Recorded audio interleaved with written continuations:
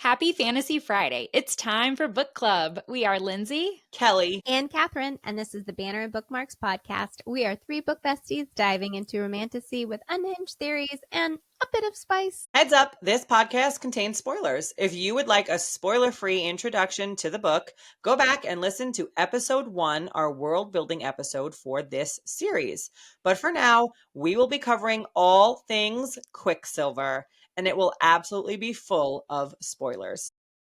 pour yourself a drink, come escape reality with us, and let's talk about books. So this week, we are going to be covering chapters 15 through 19 of Quicksilver by Callie Hart. So let's jump into those summaries like we have a relic.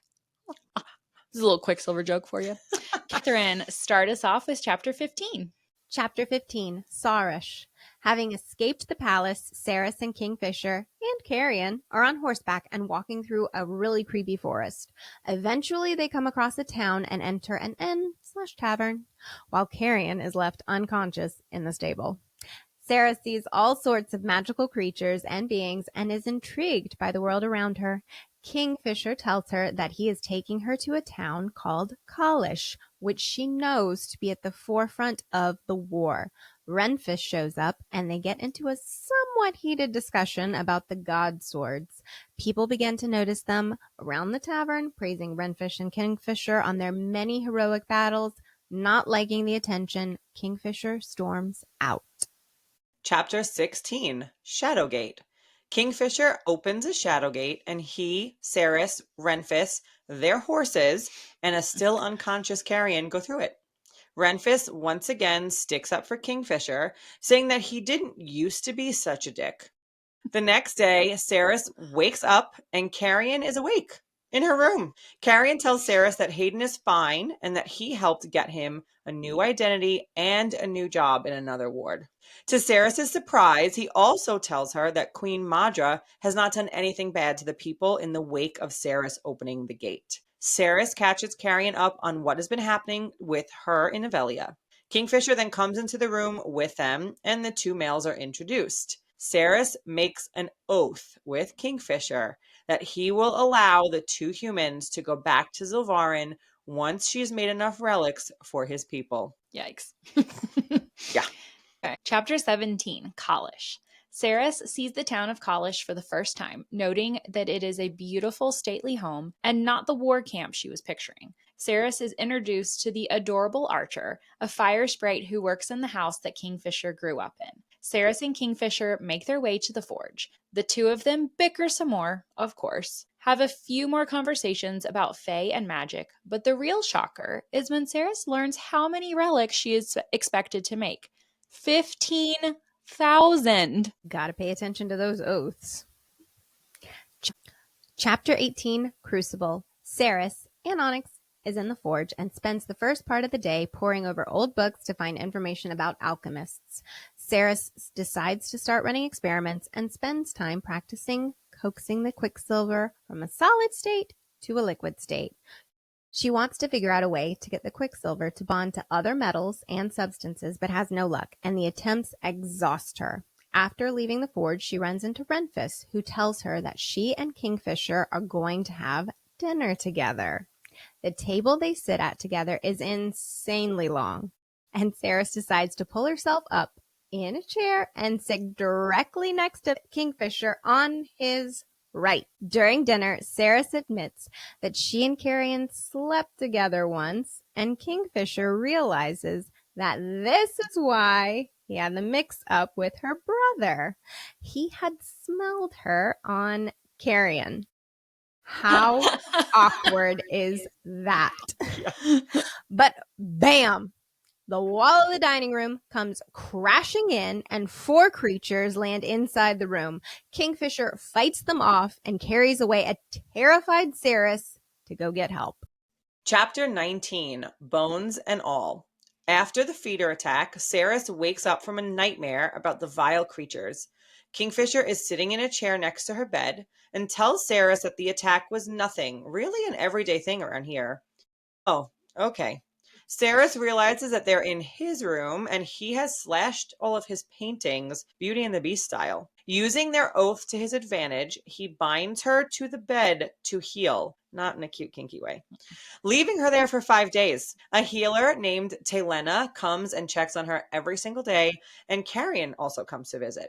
After the 5 days are up and Saeris has healed, it is back to the forge to work. Unfortunately, she still has absolutely no idea what she's doing.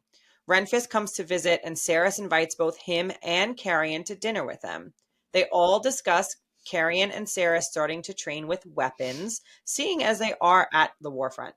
While Renfis and Carrion are busy in their own conversation, Kingfisher uses his magic to speak directly into Saeris's ear.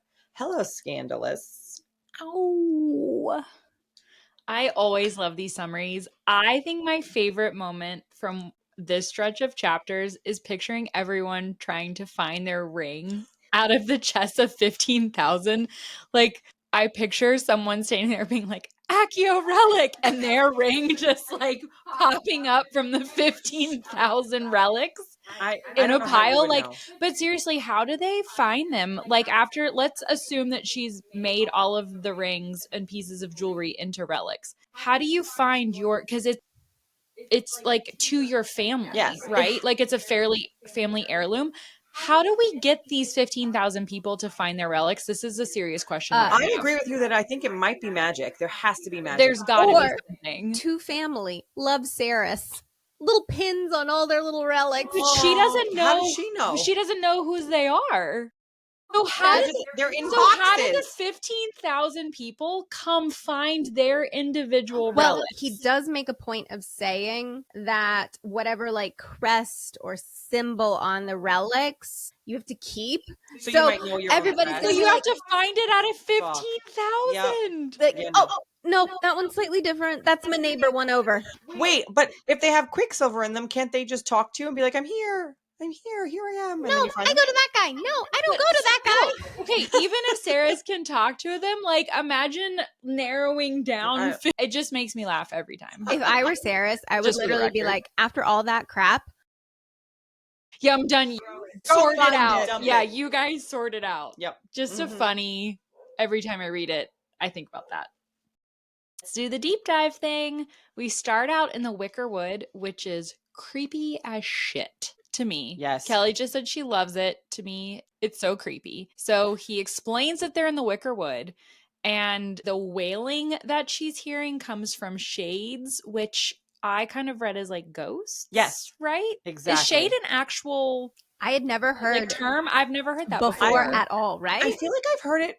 Oh, I gotta look into where I might have heard it, but Do we need to JFGI? Yeah, I think we should. Okay. Just fucking Google it is what JFGI stands for. I've heard of shade, but maybe I'm just thinking of like nightshade. Yeah. Oh no, because I just did shade fantasy creature. I did shade and shade fantasy creature came up. So Okay. Google AI says in fantasy, a shade often refers to a spirit or ghost, particularly from the underworld, or a shadowy demonic creature with the ability to manipulate shadows. Oh, that That's makes sense. interesting. Okay. Little shadow wielder there. Wait. That made me think of something. Think your thoughts out loud. Think your thoughts out loud. Inside thoughts are coming out.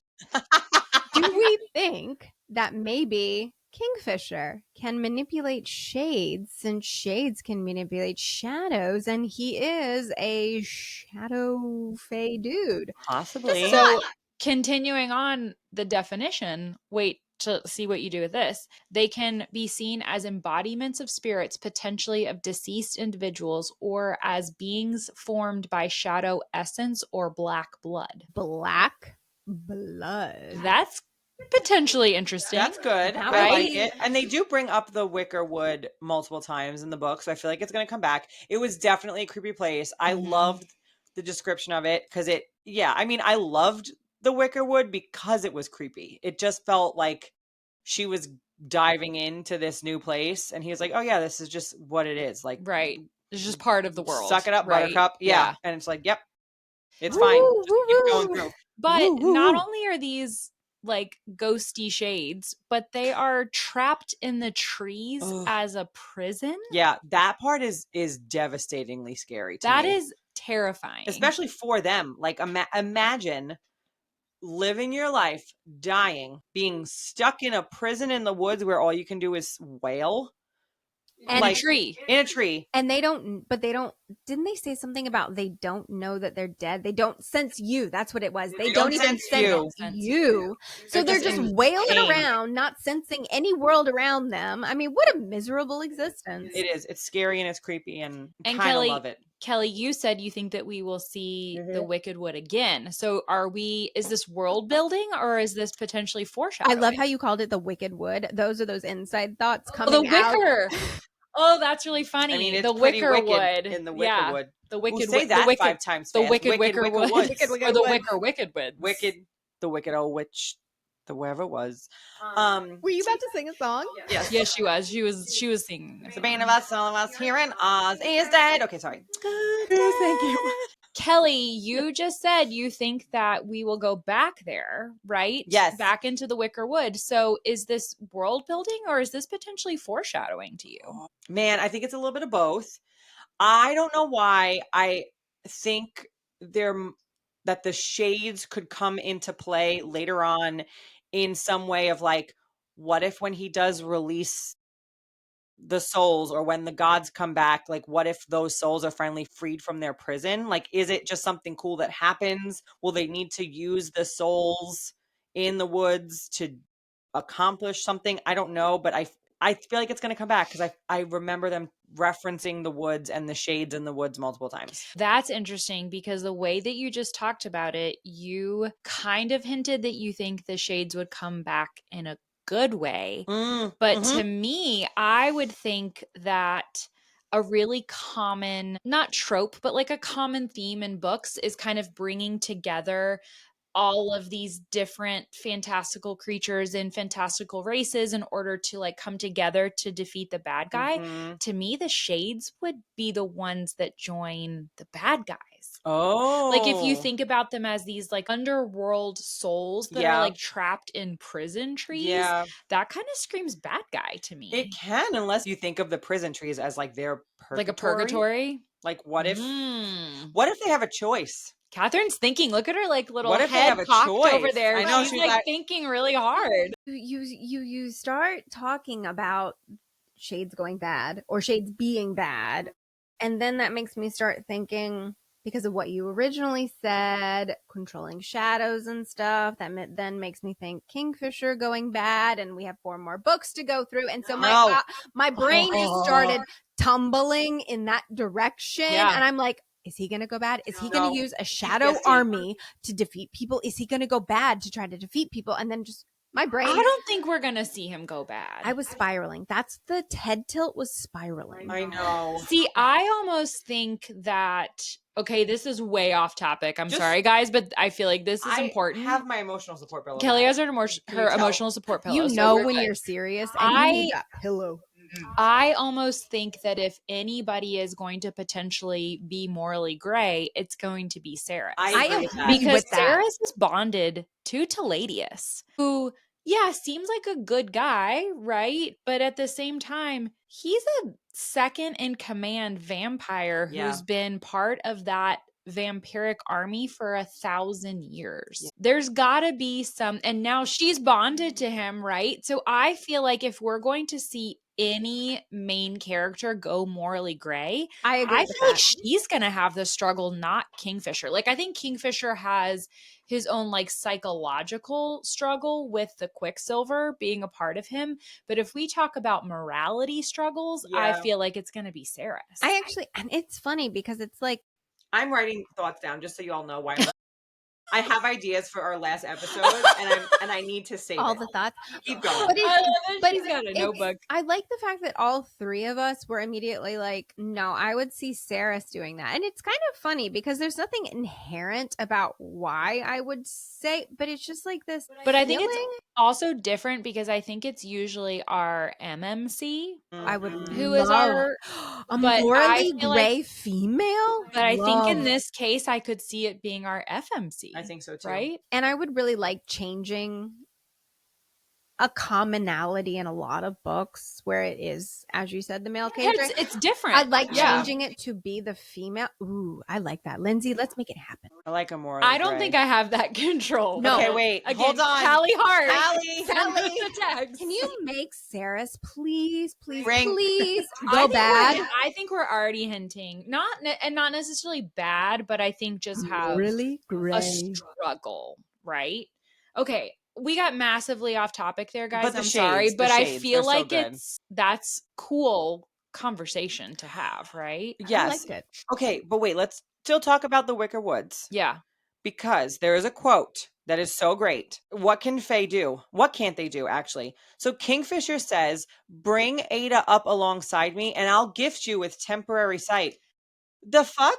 I know. I was like, oh, you can do that? Excuse me?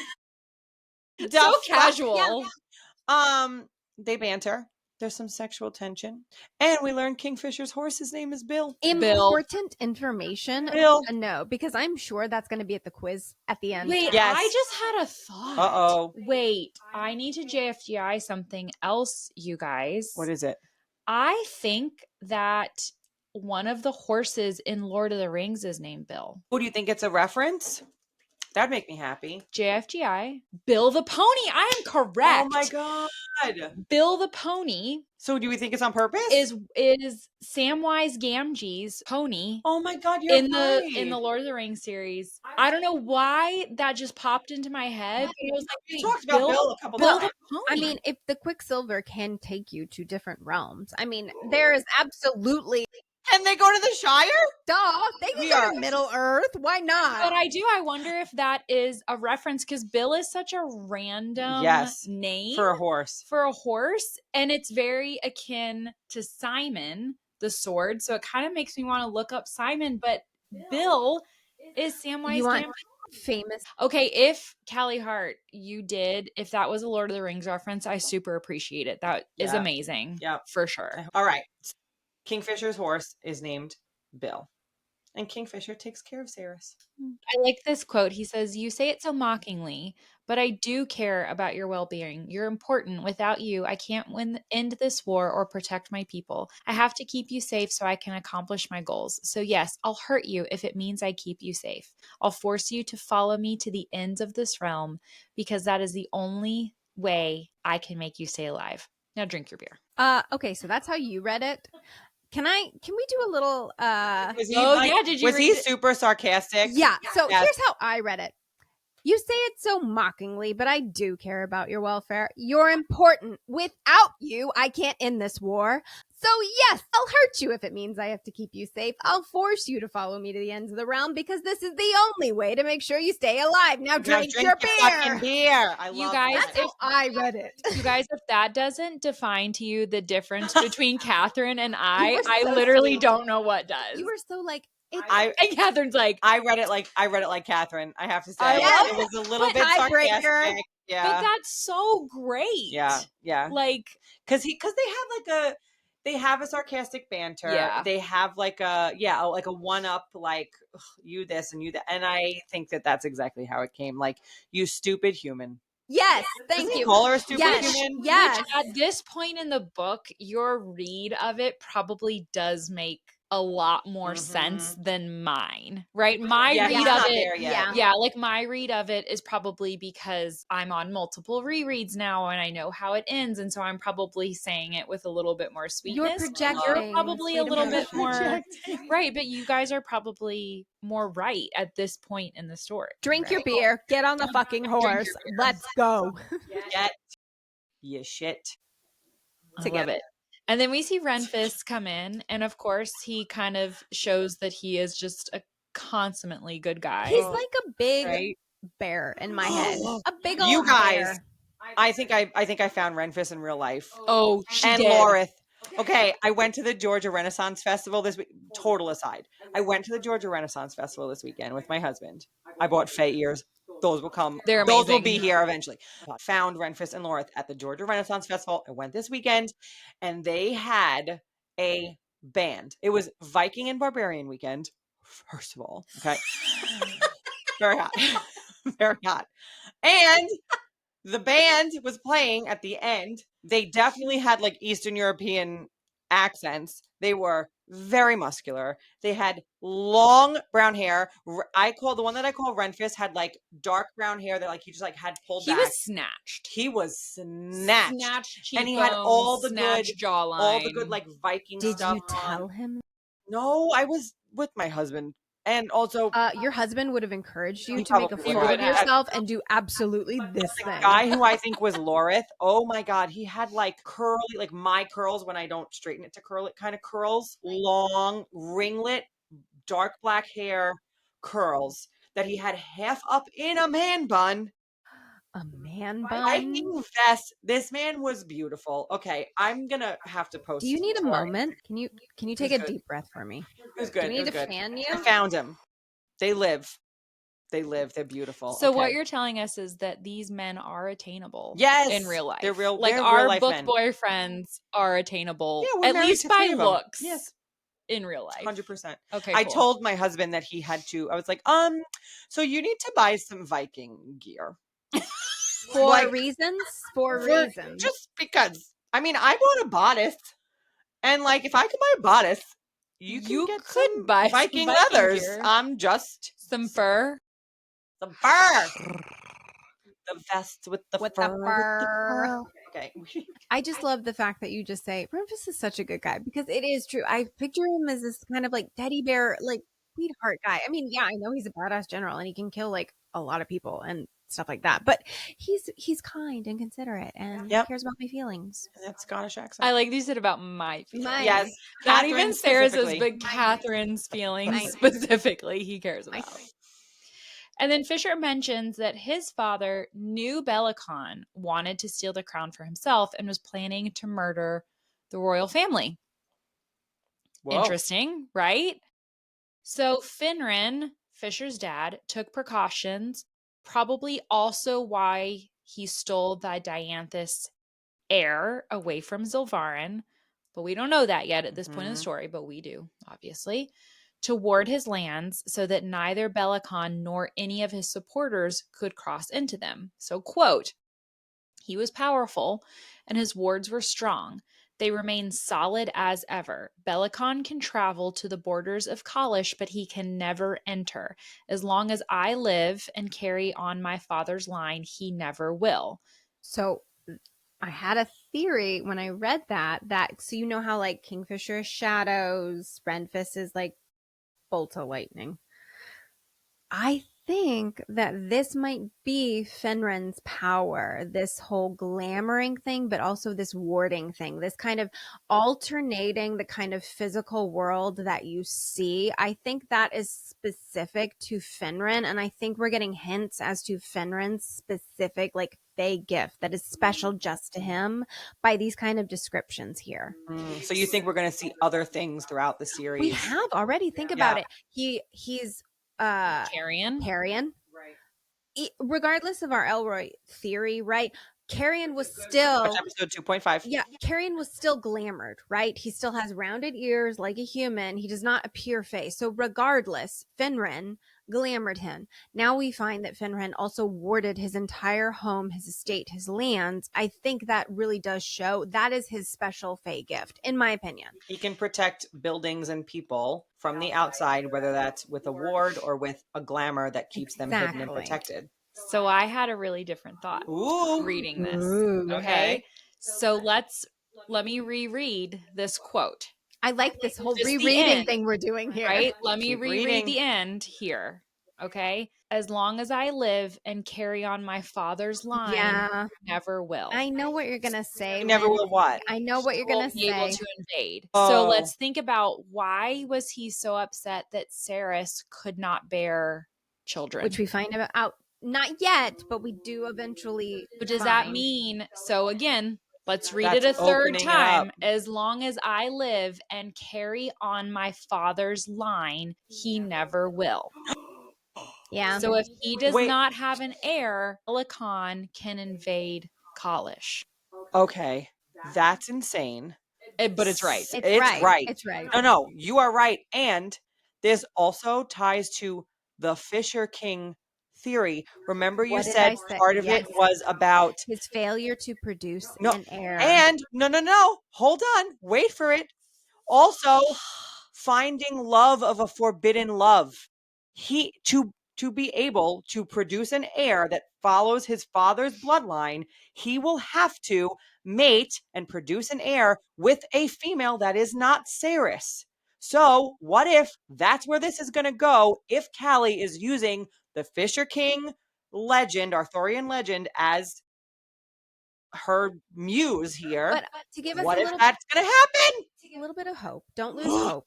The whole point of the Kingfisher legend is the fact that that is what he is struggling with, right? It's not that he Right. goes down that route. It is that Right. he's struggling with that. Maybe it's presented And to him. that is, But here's the but thing. no, wait. His injury is because of his suffering because That's of true. that. That's So true. I think that is an inspiration, but I think it is basically his suffering is why he is suffering, so that he has chosen his mate. That is his god mate. I do think that is giving us a glimpse of hope for the future, that we're not going to enter in some kind of weird triangle or something. I think that it's basically like, this is your injury that you have to suffer Yeah. because of that. I mean, I'm trying to keep you positive. well, here's the thing too. Consent is consent. So if the two of them consent to be like, yeah, you can go sleep with this other woman to produce an heir, fine by me. That's up to them. Just because we wouldn't want that for our male mate doesn't mean that she's like, yeah, sure. Also, don't forget, guys, that we're in book 1 of 5. Like, what happens in series?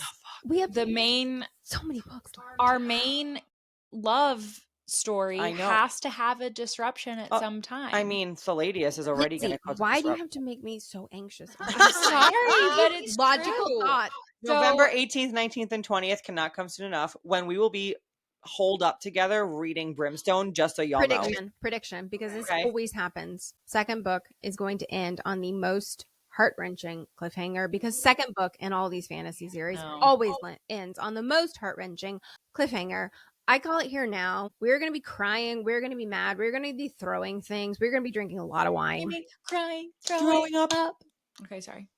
All of Okay. those. No, that is Anyway, an accurate but I representation. love, thank you for going down that line, because it brought me back to your unhinged theory and your connection to this legend, because that could be, we're like, well, what is this forbidden love? Maybe it's his struggle with not seeking out the forbidden love that would produce him the heir that would keep his people safe. And honestly, here's how to solve that problem. Kill fucking Bellicon. Yeah, I mean, fucking get rid of him. Fucking get rid of him. Fucking. So Bellicon is pissed. Oh, yeah. Right? Renfis tells him as he meets with him in the end that Bellicon's absolutely pissed that Fisher took Saeris and Solace. So he took his alchemist and he took his god sword. It wasn't yours to begin with. Right, but Bellicon. come on.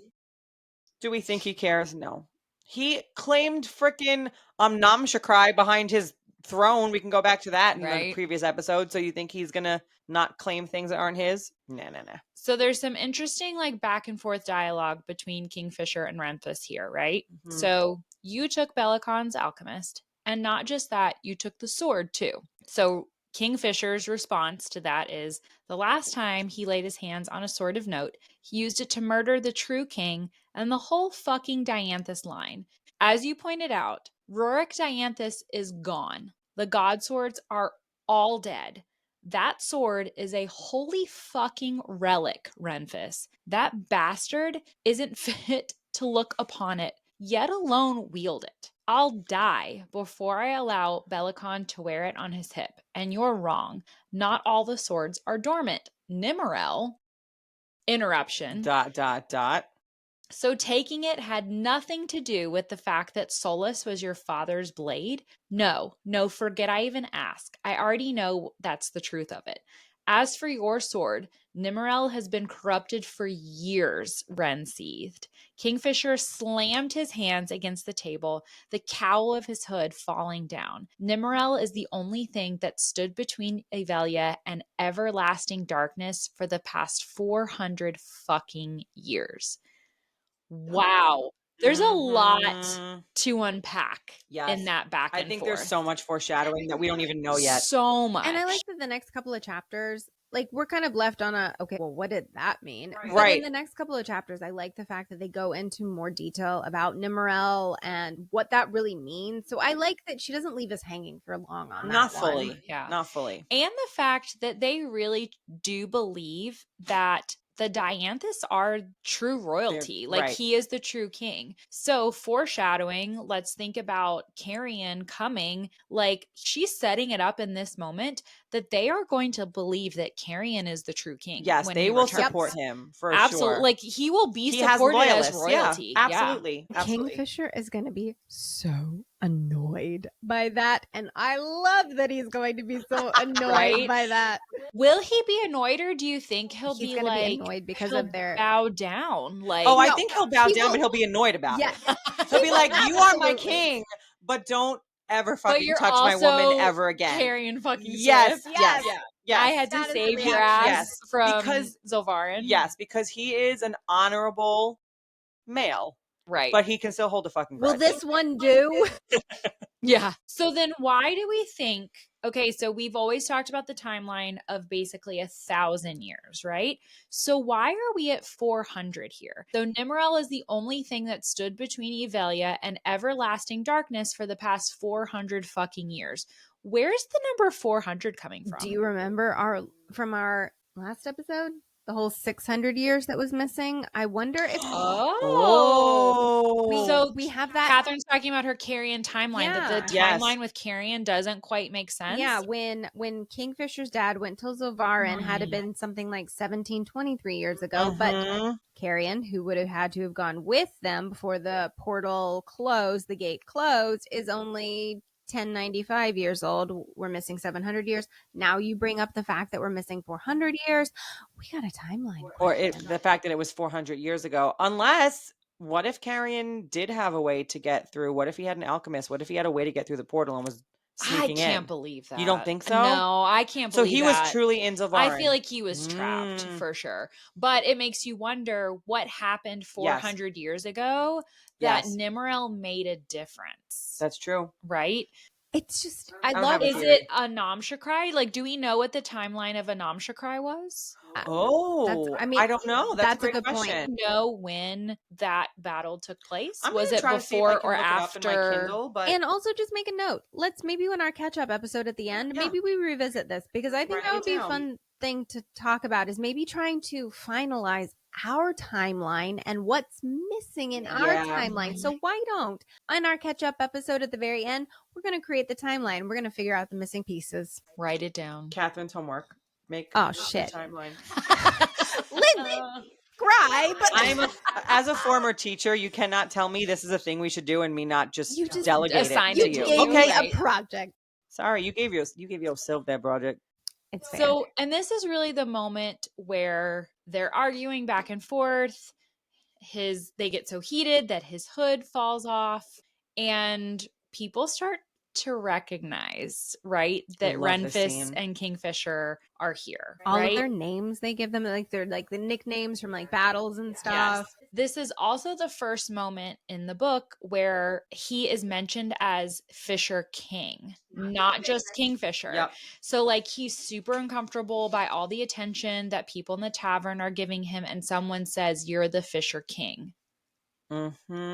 Interesting, right, guys? Not just Kingfisher, Fisher King. We know that there's something about names, that names are really important. No one knows your true name. So does he take on the name Kingfisher because he has been told that he is the Fisher King, potentially? Is that where the name Kingfisher came from? I honestly think of it as just more of you have met all of these qualities that describe you, because they've described him as king standalone as well.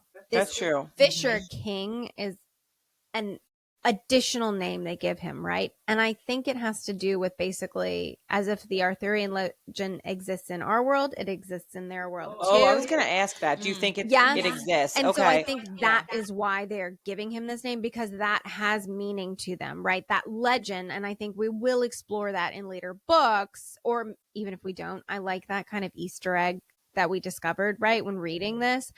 But I do think that that's meant to kind of describe him based on all these different attributes, the leading one being his like literal wound, physical struggle with the Quicksilver in his eye. So as we're talking about this, I wonder, I feel like the Ajin Gate Namshakrai battle, I feel like that's what would have happened 400 years ago. I think it's a good theory. Yeah. Probably. Because as you're looking at these and hearing the reactions from these people, clearly it's really wonderful things that Kingfisher and Renfis did. Yes. And of course, They the most saved them. wonderful thing that they did was saving Mhm. all of these people, right? So it's got to be that, I don't know, the more we talk about it, I feel like 400 years ago has got to be when he killed Anam Shakrai. Yeah, for sure. So you might have noticed a wardrobe change for all three of us. We unfortunately went to edit our episode and realized that we had some technical difficulties with sound, i.e. one of our Kelly's audio tracks just completely dropped out. And so we have no recording of Kelly's audio. So we are back. We are going to splice this together and try our hardest to make Kelly's life as easy as editing possible to make this all make sense. So please forgive us if we repeat anything. We're going to try really hard not to. But here we are. This happens sometimes. So let's get into it. Yeah. Okay. So in our last episode, Kelly was asking about solace and if we truly believe if solace is dormant. Yes. So, Katharine, thoughts? It's a big one. It's deep. Yeah. I think it is Okay. dormant. Like fully. I think Truly. it is fully and truly dormant. I think it wakes up. In the Yes. book. You think In we the see book. the moment. At the end, right? Do you think it wakes up in the beginning when Saeris opens the gate, or do you think it wakes up at the end when we see the sword get angel's breath? I think just the virtue that she can touch the sword, I don't necessarily think implies that it is or is not dormant, because I think people have said, like, you can't touch Danya's sword, for example, or any god's sword, whether or not it's dormant or active. You cannot touch them. You don't touch other people's swords. And so I don't think that's the trigger for it being active or dormant. And so I do think it is dormant right now. And I do think it wakes up later. I don't think necessarily getting pulled out of the Quicksilver. I don't necessarily think it woke up.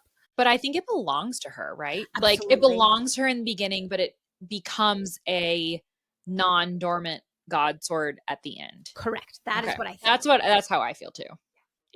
If she touched it in the beginning when she touched it and it was not a god sword, or it was not a wakened god sword at that point, would she have been able to touch it no matter what? Or even if it was dormant, would she have been able to touch That's it what I without was saying, burning? is that I don't think that's the thing. I think like you can't touch Danya's swords. You can't touch other people's swords, period. Okay. Whether or not they're active. At least that's my thinking right now. I could be wrong. Right. But that was at least where I was going in that, is that you just can't touch other people's swords. Okay.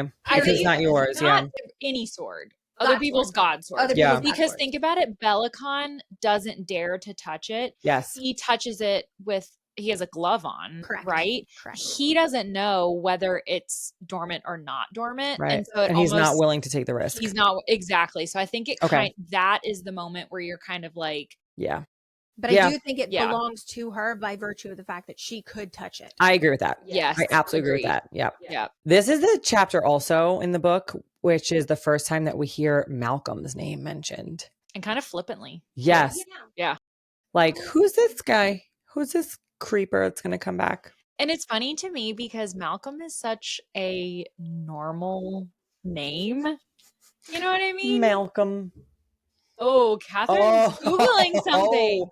But it is What's like his Malcolm's name? such a normal name to me that I had a hard time realizing, I think, on my first read that he was like the big bad. Like I think I was expecting something more menacing, and his name is Malcolm feels like a bully name too. It could be. Fey bully? Like I don't know. No. A thousands-year-old vampire. He's like fae? British to Maybe me. like a fourth grade bully. Malcolm. But Malcolm. I'm so curious. Look at that bitch. eyebrow Katharine's got over there. I'm so curious what she's looking Probably up. JFGIing the name of Malcolm and what it means. That's my guess. JFGI for our listeners means just fucking Google it. That is the most often used phrase in our household. Our acronym, yeah. Because so many arguments can be solved if you just fucking Google it. Don't argue about it. JFGI.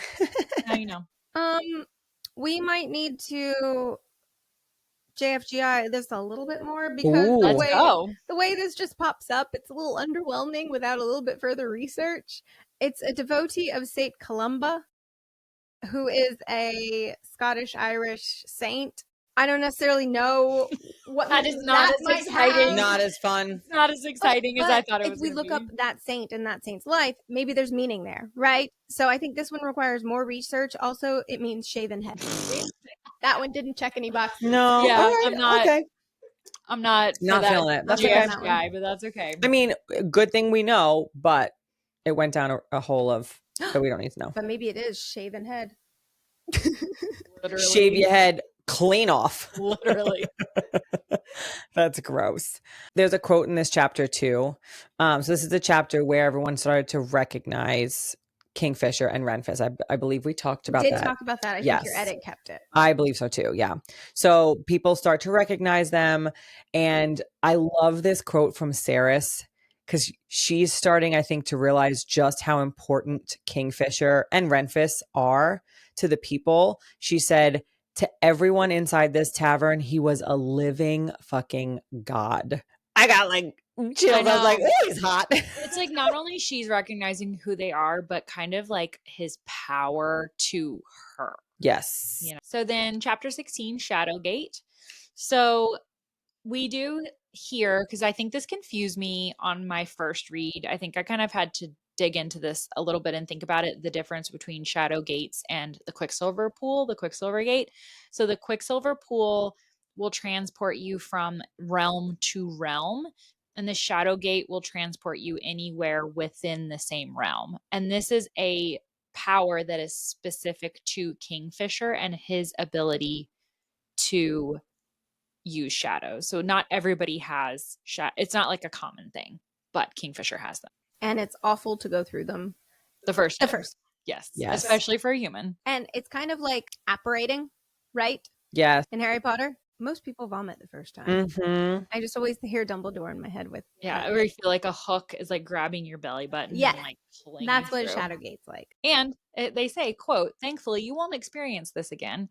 For some reason, the gates only affect us the first time we use them. For most of us, it's just a little dizziness, maybe a headache. For a human, it's a little more than that, it seems. No one's seen a human in a very long time. There's a lot we've forgotten. I'm sorry.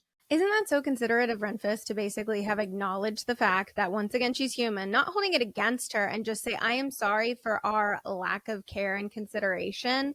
Not saying, oh, stupid human, you can't go through a shadow gate, you can't handle it as well as us Fae, but really say, I'm really sorry we did not consider what might impact you by Or going through, Yeah, by going through Shadowgate. That was he's very kind and considerate. He really is. I mean, it's definitely, I think this is probably one of the first times we see, or one of the earlier times we really see Renfis and his consideration, but absolutely, I think we see it countless times over the book for sure.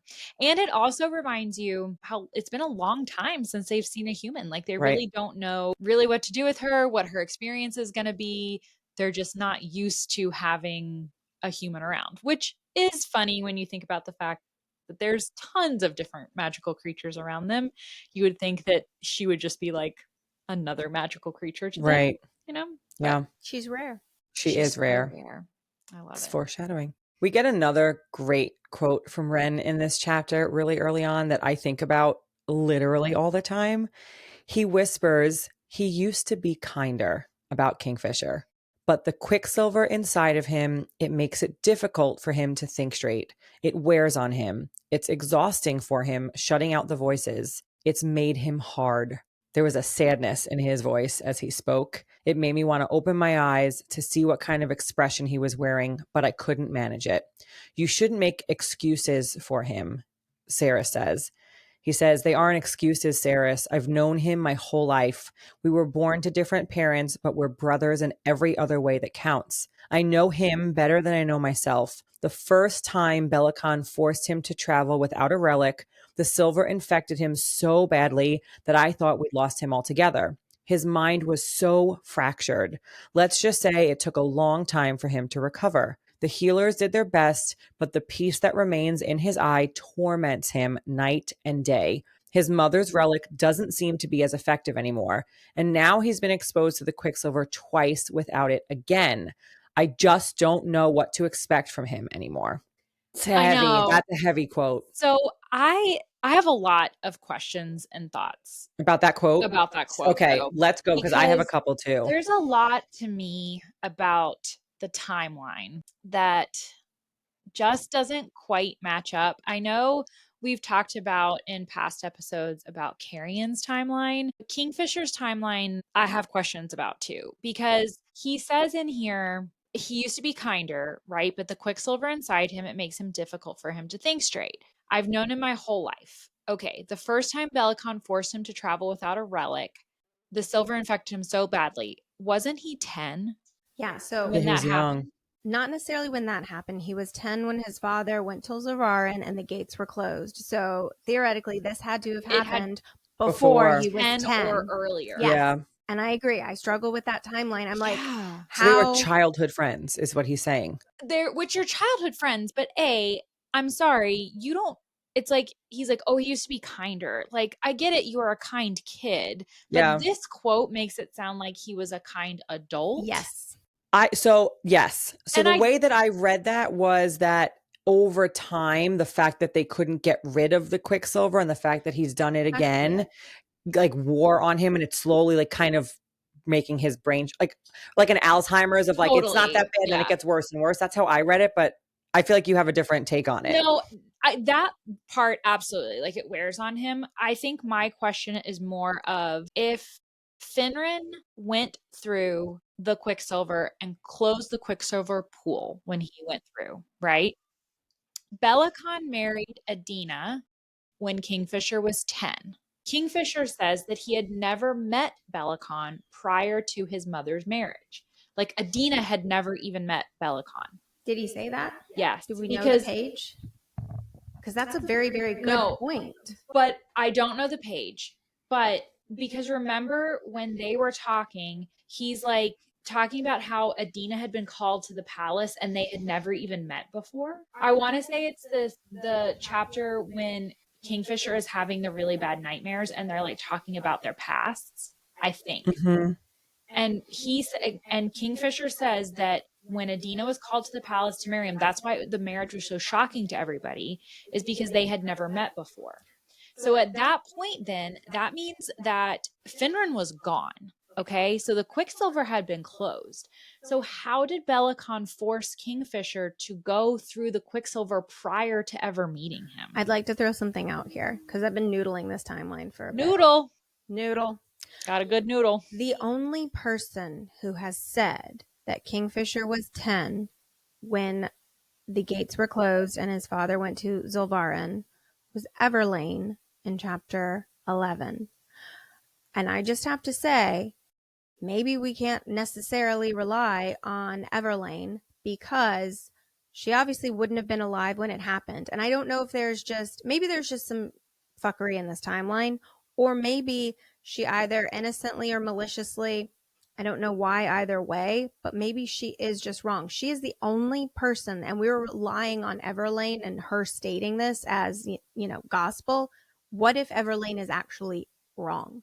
Because she wasn't there, for one, and two, we're having so many timeline issues because we're saying what Everlane said is the truth, and she could just be wrong, So a lot of questions here about timeline. I'm not convinced yet if it is actual mistakes in timeline, if it is characters being unreliable with timing, or if it's information that we don't know yet. Right? Absolutely. Like, I'm not saying that it's any of those things yet. I am still solidly in the stance that I have questions and I don't know what the answers are. And I think that's a good place to be, considering we're at book 1 of 5. Sure. Right. Yeah. Either way, though, again, we get a lot of these quotes about Saeris, and she said there was no excuse for the way he was treating me, none that I would accept. Well, for now, girl, because I'm pretty sure later you accept them. You're going to accept those. You're going to be fine with it. So finally, Carrion's awake. enters the chat. One of my favorite things about Carrion, and again, we've talked a couple of times about how Carrion like reminds me of my husband. My husband can sleep through anything and everything. He is the king of naps. He literally was made fun of last weekend because my brother-in-law was like, "Oh yeah, bro, I've seen you fall asleep like during Thanksgiving dinner before." And again, here we are, Carrion taking naps at the most inopportune times But he's finally awake. in his life. Finally He's got awake up. now. Finally got up. Like, seriously, think about how long he was asleep on the back of Kingfisher's horse in the stable while they were at this inn. He went through it. It's been a long time. But of course, he enters the chat with hilarity. It would be a real shame to have to pinch you, but I'm getting bored, and this rabid animal keeps showing me its teeth. I love you, Carrion. Wait, I don't remember when he says rabid animal. Is he talking about Onyx. Onyx or Kingfisher? No, Onyx. I just had that thought. I was like, wait, teeth, rabid animal. This could potentially be Kingfisher. It could go either too. way, to be fair. I kind of hope that he secretly meant Kingfisher. 'Cause that'd be funny. That'd be really funny. But we also see Carrion's kindness here, because the first thing Saeris is freaking out about is, well, news from home, right? How's her brother doing, Hayden? How are Elroy doing? That's her biggest concern. It's been her biggest concern up until this point, making sure that those two people in her life are safe and trying to get back to Zulvarin. So he is very, very kind when he tries to reassure her. You know, he tells her Hayden is in the 7th ward. He tells her that Carrion, got Hayden to the 7th ward. But I have a little bit of a theory here. So what if Elroy, and I mean Elroy, aka Finran, helped Carrion do this? Because Carrion right now is silent as to what has happened to Elroy. He literally does not even mention Elroy at all in this conversation. And as we'll remember, Finran's power is the power of glamour. So if Finran is Elroy, I read this quote and I read it a certain way, and I want to see if you guys kind of pick up on this little nuance. It could have been just clever writing by the author here. And it's Carrion says, I haven't visited him yet, Hayden, for a couple of days. I didn't want to draw too much attention, him being a new face and all. And I have to wonder if that's just clever language there. He's got a new face. That he literally has a new face, that maybe Elroy / Finran helped to glamour Hayden, put him in the 7th ward, because if anybody knows how to glamour stuff and if they're still kicking, it would be Finran. And Carrion obviously was brought to Zulvarin by Finran, so he knows he has this gift, him being glamored himself.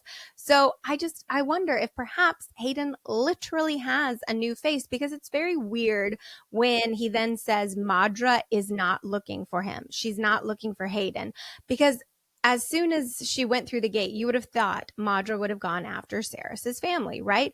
But it would be pretty hard for her to do that if he literally has a new face and nobody knows who is Hayden anymore. I mean, it's kind of interesting. Like, I don't think I read it that way as the first time I read it, but after you point out like the nuance in language, I can totally see it. Like, I don't know if I'm convinced 100%, but I can absolutely.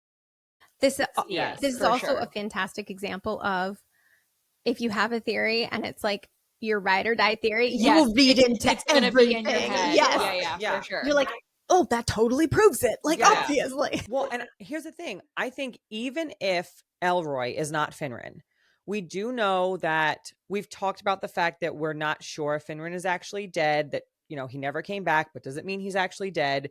And he did have that friend who he gave a piece of his soul to. So someone that knows him is alive in Zulvarin. I think Finran, wherever he is, whether he's Elroy or whether he's some illusioned, glamoured merchant somewhere, has helped Carrion to change Hayden's face and has hit him. I just want to throw this out here. Ruh-roh. What if? Uh-oh. Are you thinking of that guy? No. Okay. What if Madra isn't bad? Okay, you've said that, and that blows my mind. I mean, let's think about it Yes. in this context specifically. Why did Madra why did she not retaliate against Saeris' family? Why did she close the Quicksilver gate in the first place? Why, if, like, there's just Can we say that she's Plot not holes. maybe totally bad? Because she also is bad given the fact that Well, she's a bitch. Well, she also had Saeris tortured to be killed. So let's not say she's not She bad. prevented people from drinking water. Yes. Right. She's a but bad I mean, like, girl. But like But is she big true bad. evil? Is she Right. big bad? Is she the big bad? Or is she just kind of doing whatever she needs to stay alive because she's obsessed with immortality? Like, there's a difference of Right. like, Is she just really vain? just super Yes. vain, Yeah. like will do whatever she needs, like step on people to get her way, but or she's not the true big bad. Or what if she just isn't bad? Like, she might be a bitch. She might not treat people well, but is she world domination bad? Maybe not. Like, what if, like, we've talked a lot about in the past about the fact that we have not seen a character arc of a betrayal yet, right?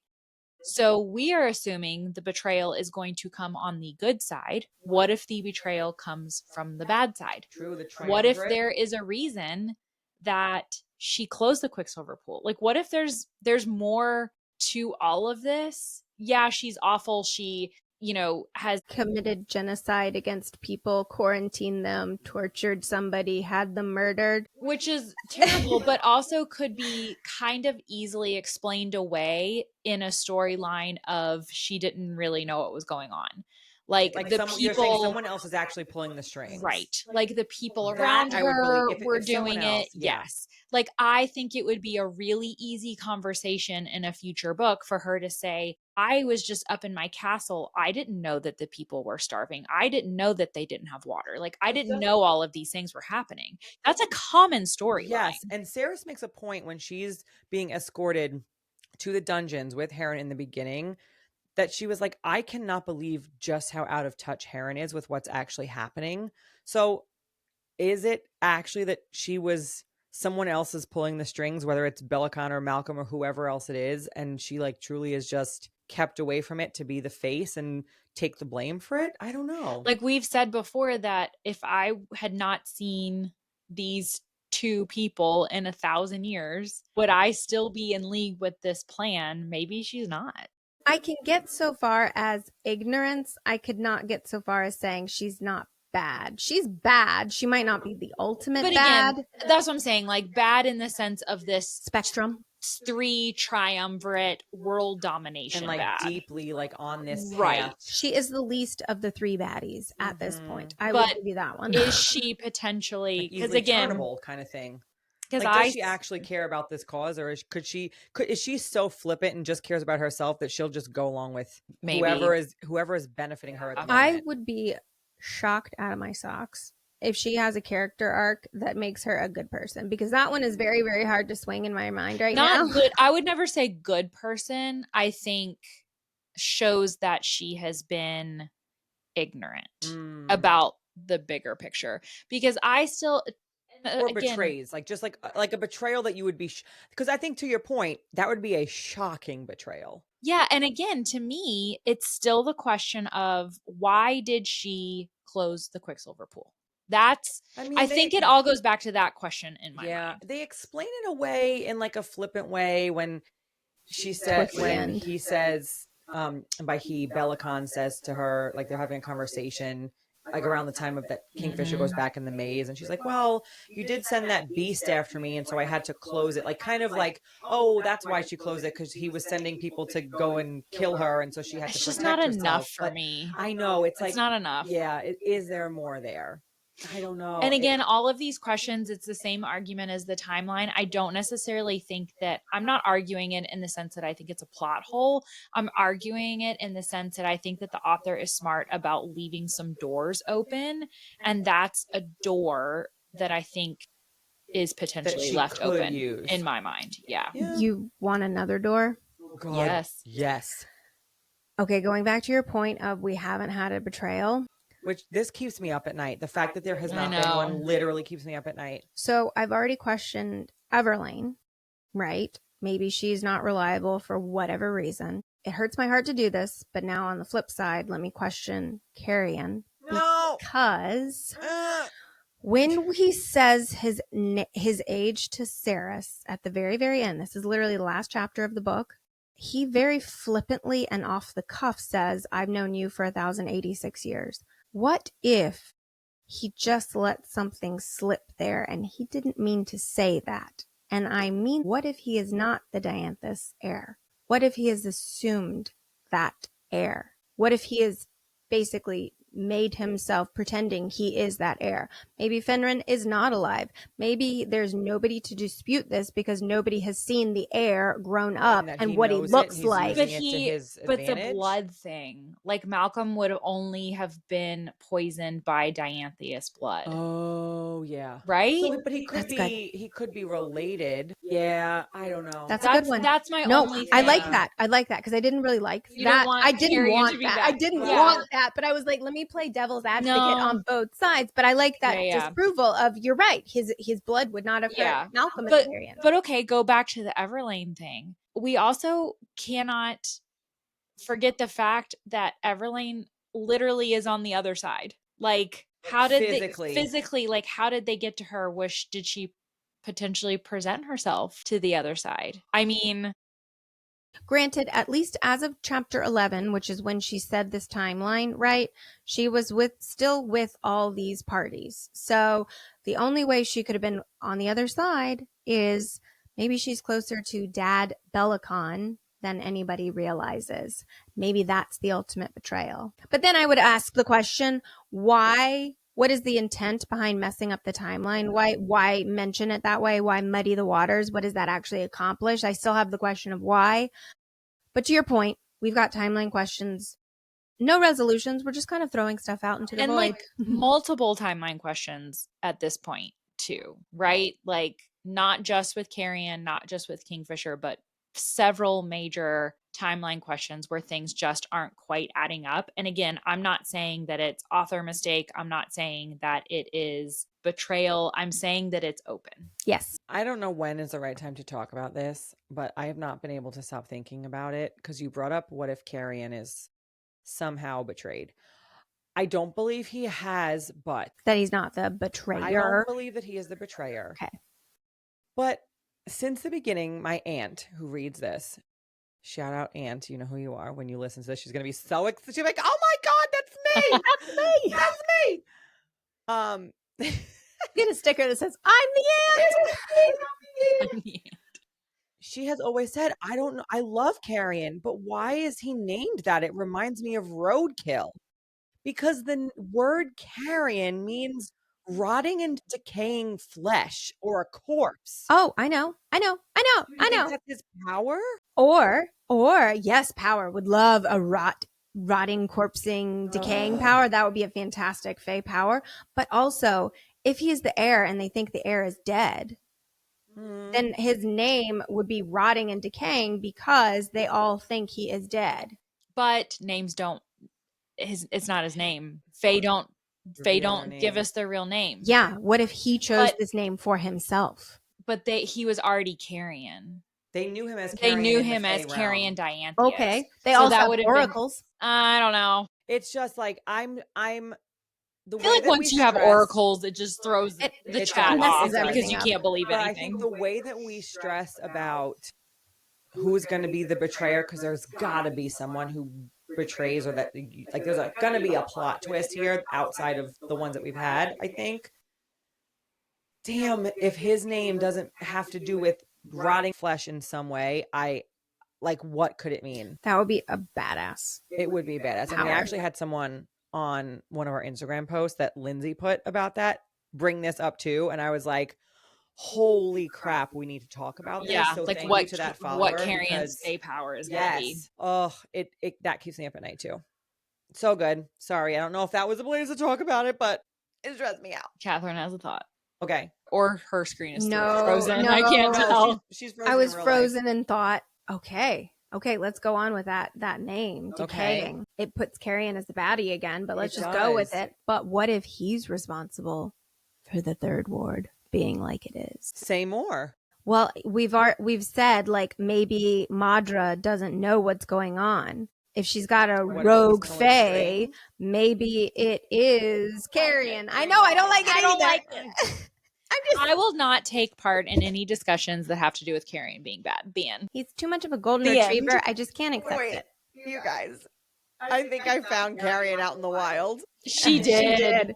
There is. And the bitch didn't share because I didn't see him. You weren't there yet. Okay, so mad. Sidebar: we have a group in the neighborhood of kids like 5 and under who every other week go to the park for a play group, and I took my son, and Katharine has a son who is also in that age group, and we're at the park, and Katharine wasn't there yet, and I see this guy, had to be like 27, 28, like, yeah, around that age, muscular, 6'3", dirty blonde, reddish tinted hair in like what I call the bro hawk. So stinking cute with his little AirPods in. He had the swag of Carrion, like if Carrion like was alive and well and lived in Georgia in 2025.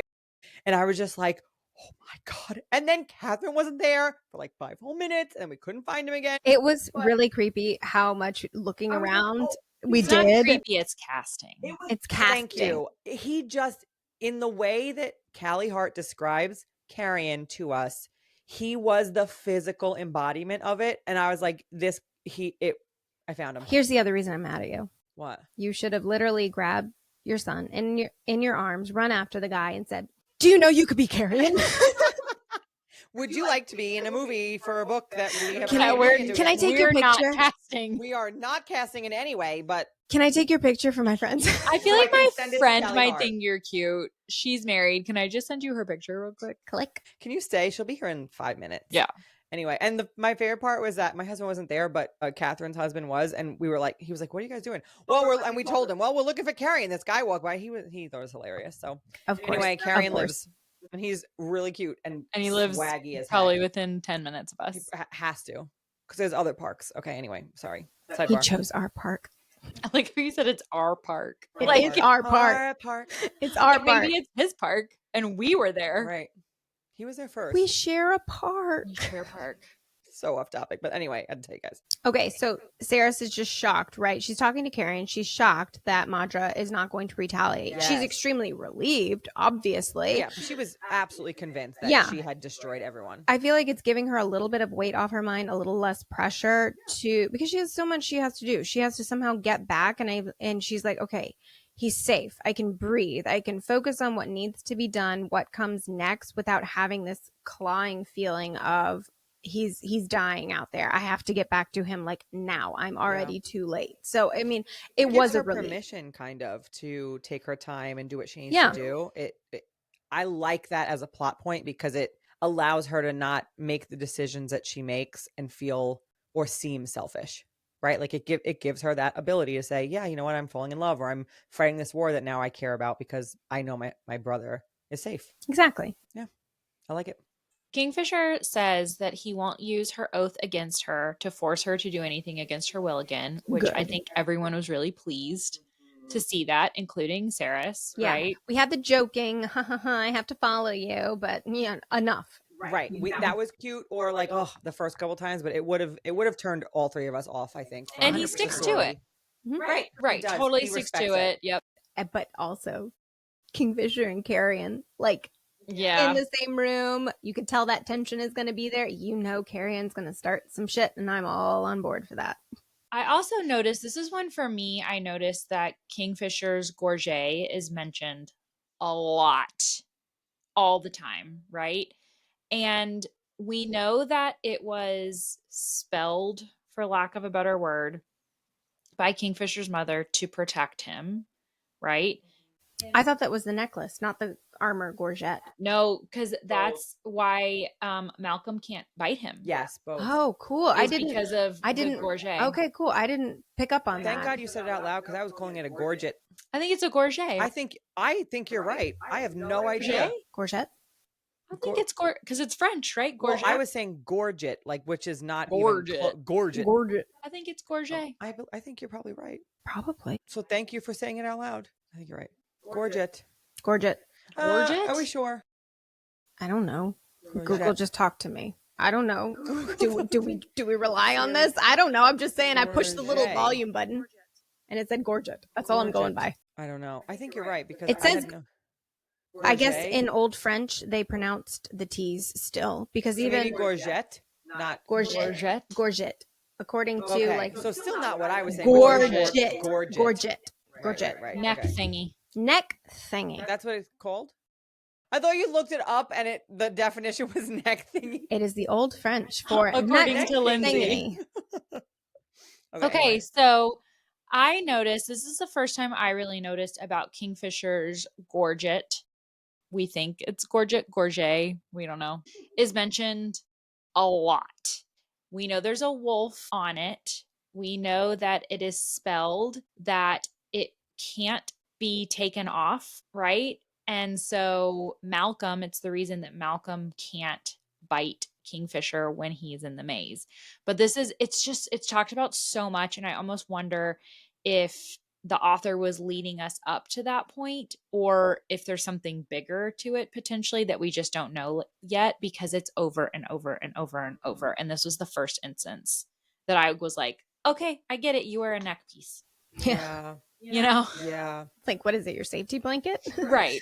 I mean, Kinda, thank God he had yes. it. Yeah, Yes, against a little Malcolm. bit. Yeah. Right. It's like, is it just to explain away why Malcolm couldn't turn him It's just, or it's claim too much. him? It's Or mentioned yeah, Mentioned a a lot. lot. yeah, Yeah. more than just a simple explanation. I agree with that.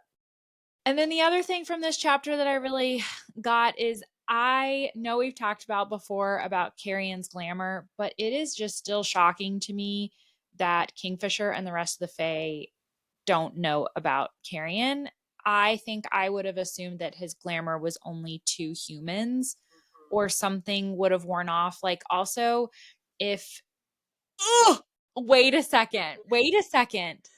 Why would Carrion's glamour still be there if Finran had died? Wouldn't that glamour have died as well? I would assume So it. if Carrion is still glamored, it means that Finran potentially, like, it's just one more peg on the Into that board theory. of that theory that Finran can't be dead. I mean, look, no body, no dead. Rule number one, Yeah. no body, no Yeah. dead. Yeah.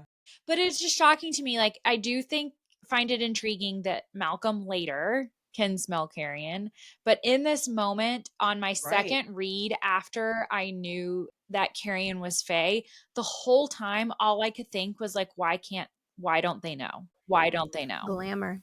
But that's a good glamour. glamour. To be that old. Right. The only other thing I could say is, if we can rely on Carrion's timeline, he went to Zilvaran as a boy. Nobody knows what a grown-up Carrion looks But they like. don't know that he's Fae. Right. Like, they can't can't smell scent him, his ears. Yeah, it's still You mean those intact. other senses, not The just what your other face sense. looks like. Right. The full glamour. Like exactly. Like, can't the full sense glamour. you are He didn't Fae. he had human ears, and his scent didn't throw, because they can scent that she's human. That means that they would be able to scent if he was human too.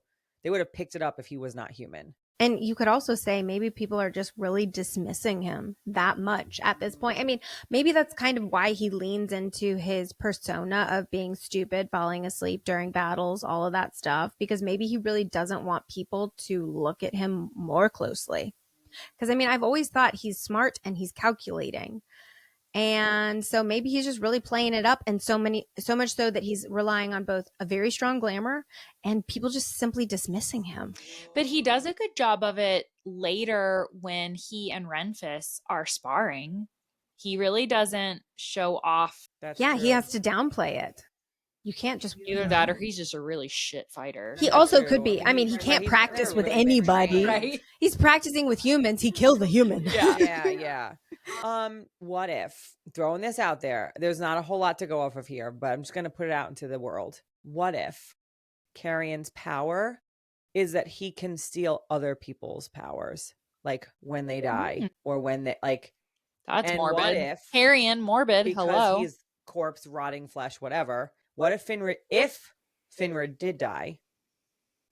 Is it possible that he could have stolen his power? What if that's a thing?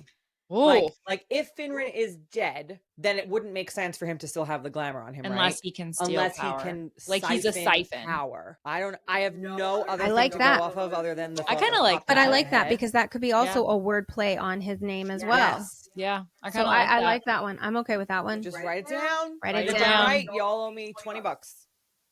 Or I'll buy you a I'll buy you bottle a of bottle of wine. wine. Yay. Hey, $20. That's how we pay each other. Up in $20 here bottle is of I'll bring wine. some wine. I'm fine with that.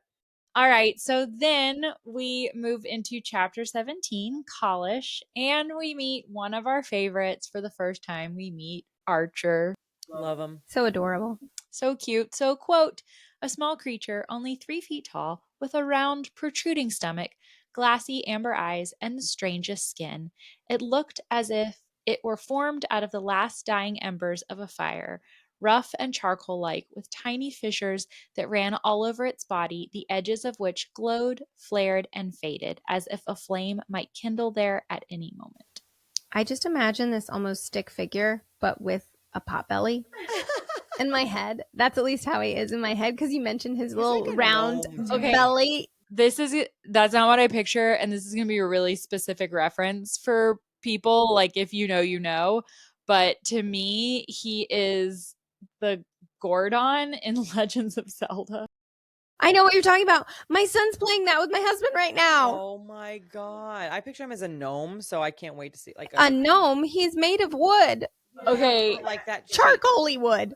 Yeah. Like a So, charcoal gnome. Kelly, when you edit this, Yes. please put up a Goron from the Legends of Zelda game. They're basically this it's like a boulder Yeah. creature, and they live in the volcanic Cute. regions Oh my god. of the world. I can get on board with that one. Thank Okay. you. Yeah, That's it. what Totally I good. picture. Like in the Zelda games, they're very tall. In this one, like he's little, Just but so shrunken. he's like a little mini He's a Goron, shrunken Zeldan Goron. I love it. I love that. He also If you know, you know. He also is a blubbery little Goron as well. Oh. But he's so cute. Like he missed Kingfisher so much. And I really do think that Archer is put here to humanize Kingfisher for us. Yeah. Like it's now the second instance. We just saw the people in the tavern go crazy. It humanizes Kingfisher for Saeris. Now we have it's almost like that was in like a bigger picture of the world. And now we have a really personal picture in the world, again, humanizing Kingfisher to Saeris. So despite these walls that Kingfisher has up, we're getting these little character instances to just break down those walls and let her see a different side of him. And Archer's it. And I love the fact that Archer, if you think about it, is the closest to him because his parents are not around. And so for someone like Archer who truly deeply knows him, in addition to Ren, of course, Archer is the closest living being so far that we know. And so he would know if Kingfisher was a dick, treated him like shit, like all of the things that you might expect of like a master of an estate to really the Right. servants, right? Or like workers who work Yeah. at the estate. So for Archer to be so loyal and so in love, really like with him as like a family member, I think that speaks a lot to his character. Going back to our mention that we just talked about the gorget, another quote here. Kingfisher stopped what he was doing, his head hanging, and for a second I found myself transfixed by what I saw. The gorget only protected his throat. The back of his neck was exposed, the ends of his dark waves not long enough to cover it. His skin was pale, apart from a single stark black rune visible between the base of his skull and his shirt collar. It was complex, all interlocking fine lines, loops, and curls. Most of the runes I'd seen on the Fae had been ugly-looking things, but this, ... Okay, what do we make of this? So we know that Kingfisher becomes Zareth's champion. He refers to him as his champion. I wonder if this is maybe his champion mark from Zareth. But, okay, I do have a question about that. I'm going to pause us really quickly. As our listeners know, we had to re-record about 2 hours of content for episode 5. When we re-recorded the episode, Kelly and Katharine had finally finished reading the Kingfisher POV bonus chapters. And so when we're re-recording, we have that information now. When we originally recorded episode 5, so about the first half hour of this episode, we had not yet read it. So in order to have the full conversations and provide you all with details and the theories that we want to, I wanted to let you know that from this point on, Kelly and Katharine and Lindsey have all read the bonus chapters, and we will be referencing some content from those bonus chapters from here on out. Later on in our episode, towards the end, we will actually have an aha moment where we realize it's okay. We've already told our listeners that we had to re-record. So you'll hear that again at some point, and that will be happening live during our episode recording. But I wanted to call that out here because we are going to say some things about bonus content. If you have not read the bonus chapters yet, pause this episode, read them, and then come back if you don't want any spoilers as to what's in those bonus chapters, because we're going to start to talk about them from here on out. All right, letting you back in. In the bonus chapters, like Zareth calls Kingfisher his champion, but Kingfisher turned him down The first time. But the third time he went was this time. He said, this is the third time. Yes. So he So do we went. think that he accepted But remember, it? time is different. Remember, time can just be a continuous thing. Yes, he's looking They're at on top her, of each but other. it doesn't mean it's necessarily in a timeline. So we talked about how he would have had to have come upon Zareth another time, right? Before he accepted being his champion. So after Ajon Gate and before the maze at some point, because you've got 400 years to work. So you don't think that that third time that he saw him, he accepted? There was no third time accepting, because he's not talking to Zareth. He's talking to Zareth's daughters. Because when he's talking to Balamythin, he says, this is the third time I've been here. Yeah. And so he hasn't accepted being his champion. So we Right. clearly saw him again since then. But there are questions like, okay, we see later on that mating runes and god runes you're either god bound, which we know that they are, or like in the case of Taelena and her husband, they choose their runes. So are we assuming here that Fisher chose whatever rune this is? Because I just think it's odd that this one is specifically called out. Yeah. So I feel like there's got to be a bigger meaning to this one that we don't know. I think yet. she's like drawing our attention to it, Yes. but we don't know yet. We know it's important, but why? My theory is that it's some type of protection rune, whether it's from Zareth or Balamythin or the gods in general, or if it's like from his mother or his father or someone who gifted it to him, or they chose it like traditional tattoo but spelled it in some way to offer him protection, only because the fact that she called out, well, this gorget protects his neck, protects the front, but then it's empty in the back, but there's a rune there, makes me think That's so good. that is the rest of the protection and it means something. I don't know, but that's just how I was like, oh, maybe that's what it means. That's actually a good point, because then we don't know necessarily how you get all your runes, right? We know gods can give it. We also know you can get them tattooed on. But to your point, maybe you can be given it from somebody else. If his mother gave him the gorget and spelled that, maybe his mother also gave him the rune to protect him in the front and the back then. So, I mean, we just don't know where you get physically all of these different runes and tattoos from.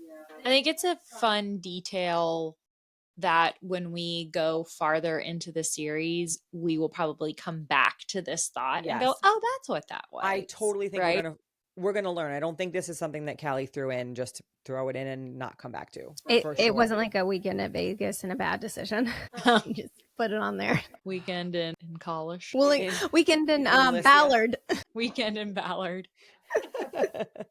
That's funny. We also get an interesting quote where we talk about the gods again.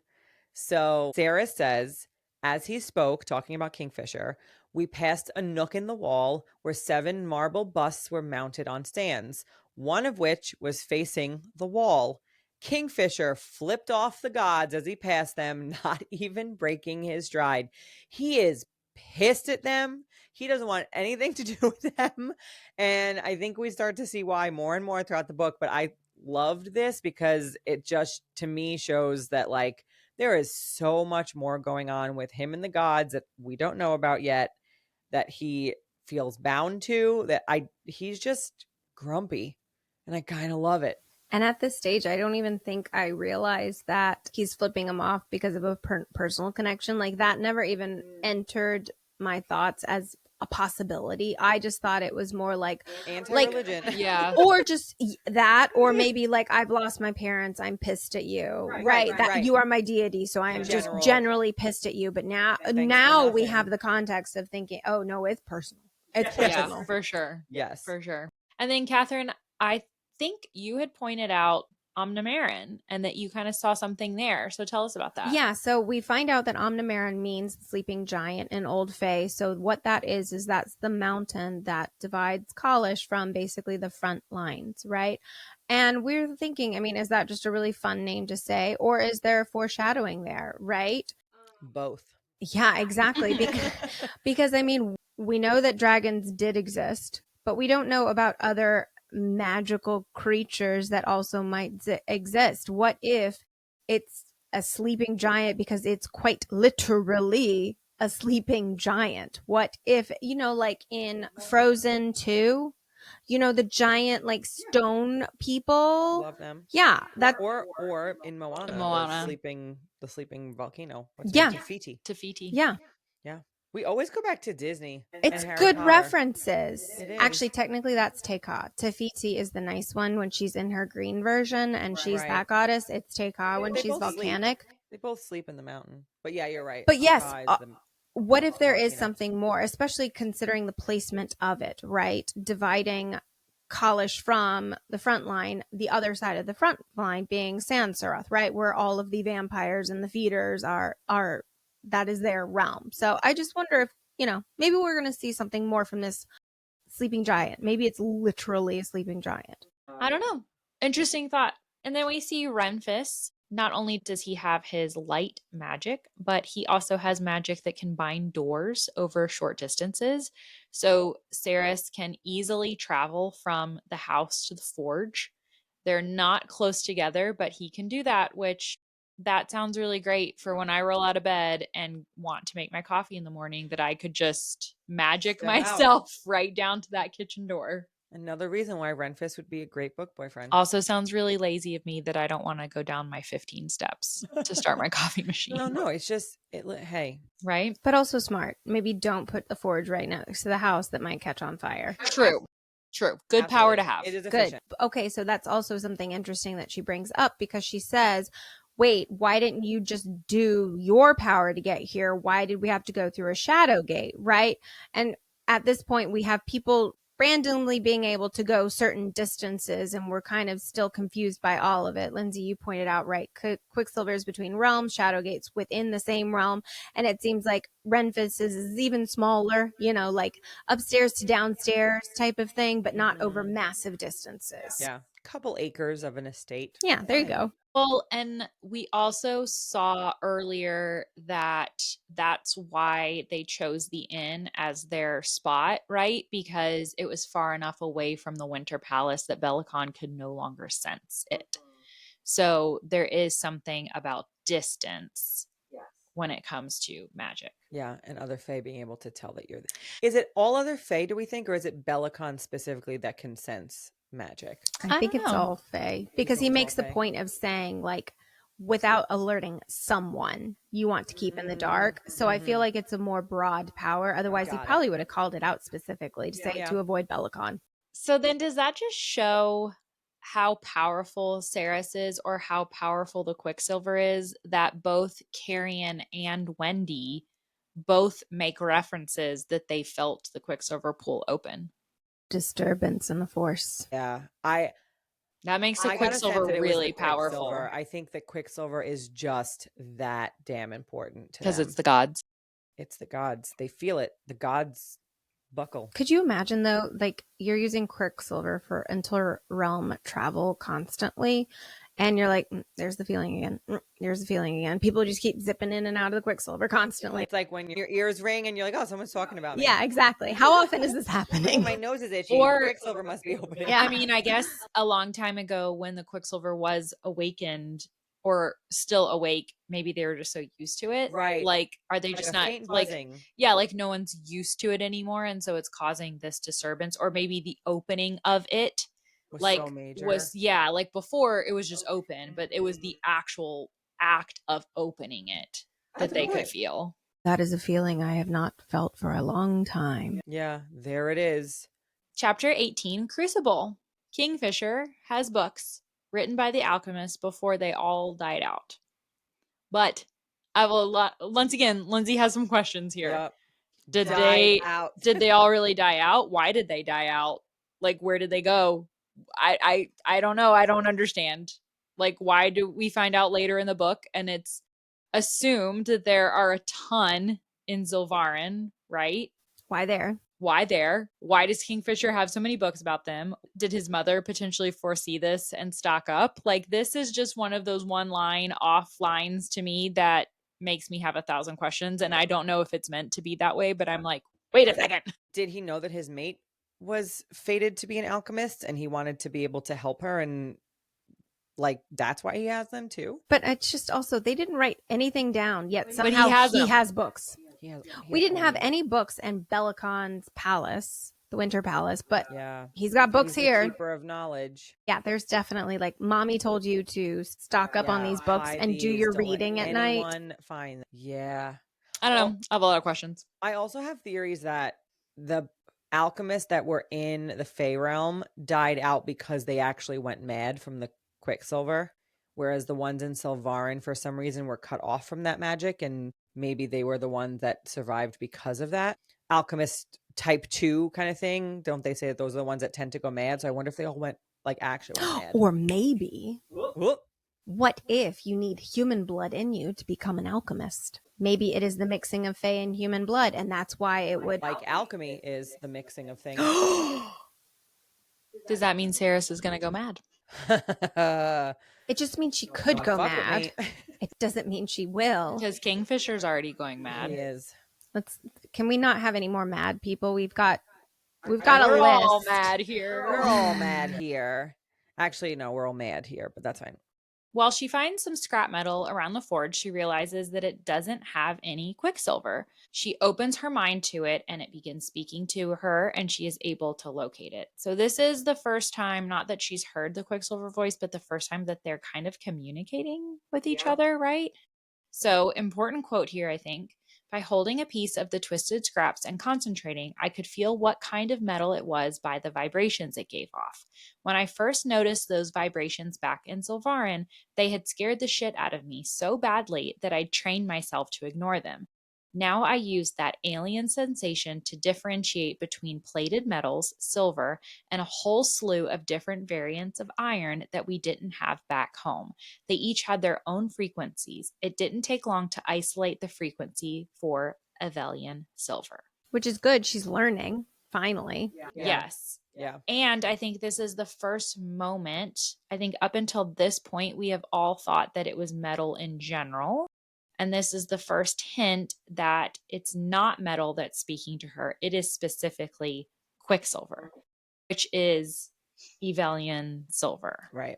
Do we think that means that in all the other metals in Zilvarin that were speaking to her and vibrating, that there were traces of Quicksilver? I think Yes. that's Is that what, your yeah, theory? that's Yes. what we're to Yeah, yeah. assume. Yeah. Okay. So there That's what I was had thinking, to but I was like, be, is that it? yeah, there had to have been Quicksilver in the gauntlet that she stole. Which is a wild thought if you start to realize that. So Madra, knowing what Quicksilver was and could do, made sure that her guard's armor had Quicksilver in it. Why would she do that? Well, think The about Silver it. City. You couldn't The have Silver forged City. it, right? Because when Quicksilver is Right. active or dormant, so they're using old Yeah. armor, essentially, that had Yeah. Quicksilver in it from literally a millennia ago. Yeah, Allow she it might to not be have forged. realized. That's true. That's true, because You know? since only alchemists can hear the Quicksilver, right? It's just metal to everybody else. Yeah, good point. So she goes to dinner, and the table is this massive, long Fey banquet Beauty and the table. Beast style. Yeah, exactly. Beauty and the Beast style. They're on opposite sides. And Saeris is like, this is stupid. If I'm going to have dinner with this fool, I'm going to sit near him. Okay. This fool. So, quote, the corners of Fisher's mouth twitched when I slammed down my plate and fork on the table to his right. I dared him to breathe a word about it as I sat down next to him. To his right. To his right. I love it. The corners of his mouth twitched. He knows how important this moment is, that this seating placement, and lets her just sit there, doesn't say anything to her about it. Love it. So good. Love it, love it, love it. It's so good. And I kind of love that even though we know that he's fighting the feeling and he's fighting the fact that they are mates, but the fact that his mouth is twitching and she's sitting down, it's kind of like, oh, is he starting to be like, well, maybe she isn't, and maybe I'm okay with this? Wouldn't it also be if he's laughing because he's like, fate is fucking with me? She just Yeah, fits right? here. Yeah. Like, all right, F you, Zareth, and the fates. I kind of love it. And the fire sprites come in and see Sarah sitting there and just freak out. He even says that they're emotional and they love to react and that they love humans more than they like Fae. But it's just that funny moment with like Archer and them all seeing them and be like, Yeah, he's just oh like, my God. Yeah. I picture him like running around into things, like hitting into things, like dropping everything, Right. Yes. falling down. Yeah. Oh, master, she's sitting next to you. Oh my goodness. So we get some important information here, again, going back to the silver and its importance. So, quote, why is silver in such short supply here if you have all of this gold? Fisher's response to her is because silver serves a very specific purpose here. We need as much of it as we can lay our hands on. Is this because silver is used to fight the vampires, right? I think we find this out at the end of this chapter with the feeders. Yep. They are the reason we need silver so badly. It's the only thing that can kill them. Yep. Do we feel like there's any other uses for silver? We're talking general silver. Just here, not the quick Quicksilver. variety. Not Quicksilver. Not the quick variety. The slow, kind of Boringly. lazy silver. Yeah. And again, more quotes. We can't buy more silver. The entire realm's been picked clean. Belicon has an embargo on it too. Any silver found within Evelian borders must be given to the crown. That's part of the reason why we need to use the Quicksilver so badly. Other realms have an abundance of silver. We could trade for more than we need if we could just cross realms. And then Saeris asks, if Belicon has all of Evelia's silver, then surely he'd give it to you, if it's so vital to win the war. Kingfisher snorted. You'd think so, wouldn't you? But no, Belicon won't give us silver. He won't give us aid. He won't give us clothes or food or weapons. He doesn't give a fuck about this war. But that's just, it makes no sense. And you know what, girl? You're right. It makes no sense. Yeah. Why, after Belicon taking the silver for 1,000 years, does nobody look at him and go, oh, wait, maybe you're a bad guy? Yeah.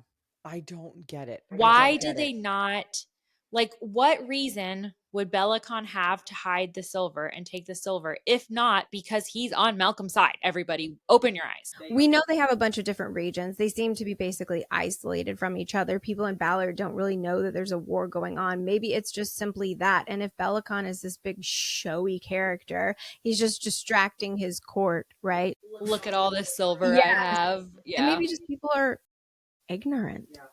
We talked about it earlier in this episode, and where we looked at the map, and remember we talked about like, well, where does the actual front line stop and where does the war end?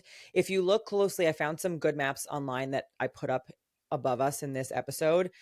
The mountain range that cuts around Sanisroth, and then there's another like geographical barrier that makes sense for why Gilthry and the other places aren't part of the war, because it's like a very clear, it encapsulates around the Darn, like where their camp is. And so I think my guess is that that's where it stops, and that's why the other regions aren't involved, because there is like literal mountain ranges that separate them. So that's gonna be my guess, because the river does end. I was looking at the map while you were saying that, and I see what you're saying. Yeah, I'm looking at it. It prevents it. Yeah. So we also find that Kingfisher fishes about Saeris's past relationship with Carrion. He's trying very hard to appear nonchalant, but we can tell he doesn't like it. And Saeris admits to Kingfisher that she's had sex with Carrion. But then we find out the ultimate truth, and that is how Kingfisher was able to locate Carrion in Zilvarin, which is really, really gross. Carrion, you need to take a bath. He could smell Saeris, or still on Carrion. But I don't think it's like he hasn't bathed in that long. No, it is. No, I think it's just that it's their mating. They're like the bond, pheromones mix. Like in other fantasy books, they talk about when people have been together, other fae can sense it on them. But it's not because they haven't showered. No, don't disagree, but I literally don't think they've showered. Think about where they live. you get 6 ounces of water. He has not showered. The concept of a shower, as Sarah says, in months. but Sarah says at the beginning, she's never taken a bath. That's true. No, he's literally not bathed. That's real gross. That's real. Oh, Right. that's real gross. Now you can see why I think it's really nasty. Wait, all the people he slept with. Girl. They just got used to it, I guess. Oh, Nobody takes a bath here. We're not going to talk about it. I'm judging Carrion now. I'm A judging little bit all less of them. They're all attractive little now. stinky people walking around. Thanks. You stank. So they talk about the fact that he can still smell her. There's a great quote here. There's no way you can still smell me on him. There's every way, Fisher rumbled, his eyes darkening. Oh God, I love this quote. I'd know the smell of you anywhere, on anyone. I'd know it blind and in the dark, across a fucking sea. I'd be able to scent you. Obsessed much? But like also kind of swoon? I like in a dark romancy way? I don't know. What do you guys think? But how can you not tell he has the feels? Yeah, like at this point, Sarah's, how are you not catching on? I agree. And I think in the audiobook, the way he says it has a hint of annoyance to it. So I could see a world in which if you really think that he hates you, you would read it as you and your gross, disgusting human scent. I can't stand you. And I'd be able to tell it was you anywhere, you gross human that I hate. Okay, that does have a different vibe to it. I'll give you that one. But even in the audiobook, I think it straddles the line between Gross and do obsessive. you like me like that? Or it's like the stereotypical, I can't tell if he likes me or if he's just flirting with me, or like, I think that the way that the audiobook does it, it's And then very easy. bam, feeder attack. Yeah. Boom. I felt like I had to interrupt you because that's what That's they what did. happened. That's That why is what she didn't happened. think That about was real it. life. You're like, oh, that's cute. Oh my God, they're going to That die. was real life, you guys. Yeah. That was my personal reenactment of a feeder attack happening in the middle of a conversation. And that's also why she That was didn't. beautiful. Thank you. And Yeah. scene. And that's why she didn't think about it, right? Bam! Feeder attack. Feeder attack. Exactly. But that's smart. Smart as heck. Don't let you go too far into it. Quote, there were 4 of them, tall monsters. This is gross, okay? With patchy, stringy hair and white, waxy skin. Ooh. Gaunt cheeks spider-webbed with black veins. Crooked fingers that terminated in claws. Red eyes, and not just the irises, but the whites too, as if every capillary had burst and bled beneath the surface. Each of them bared a mouthful of elongated yellow fangs that dripped with ropes of viscous saliva. Blech. The word viscous. Terrible for some word. reason. Ropes of viscous saliva. Blech. Ropes. They wore clothes, but the garments were in tatters, barely clinging to their emaciated frames. Wow. Yummy. Gross. So Saeris has been in the feeder attack clawed, and the wound needs scourging before the poison kills her. But at least she has not been bitten. Scourging. That's a word. That to me is like, you're going to need to recover from that.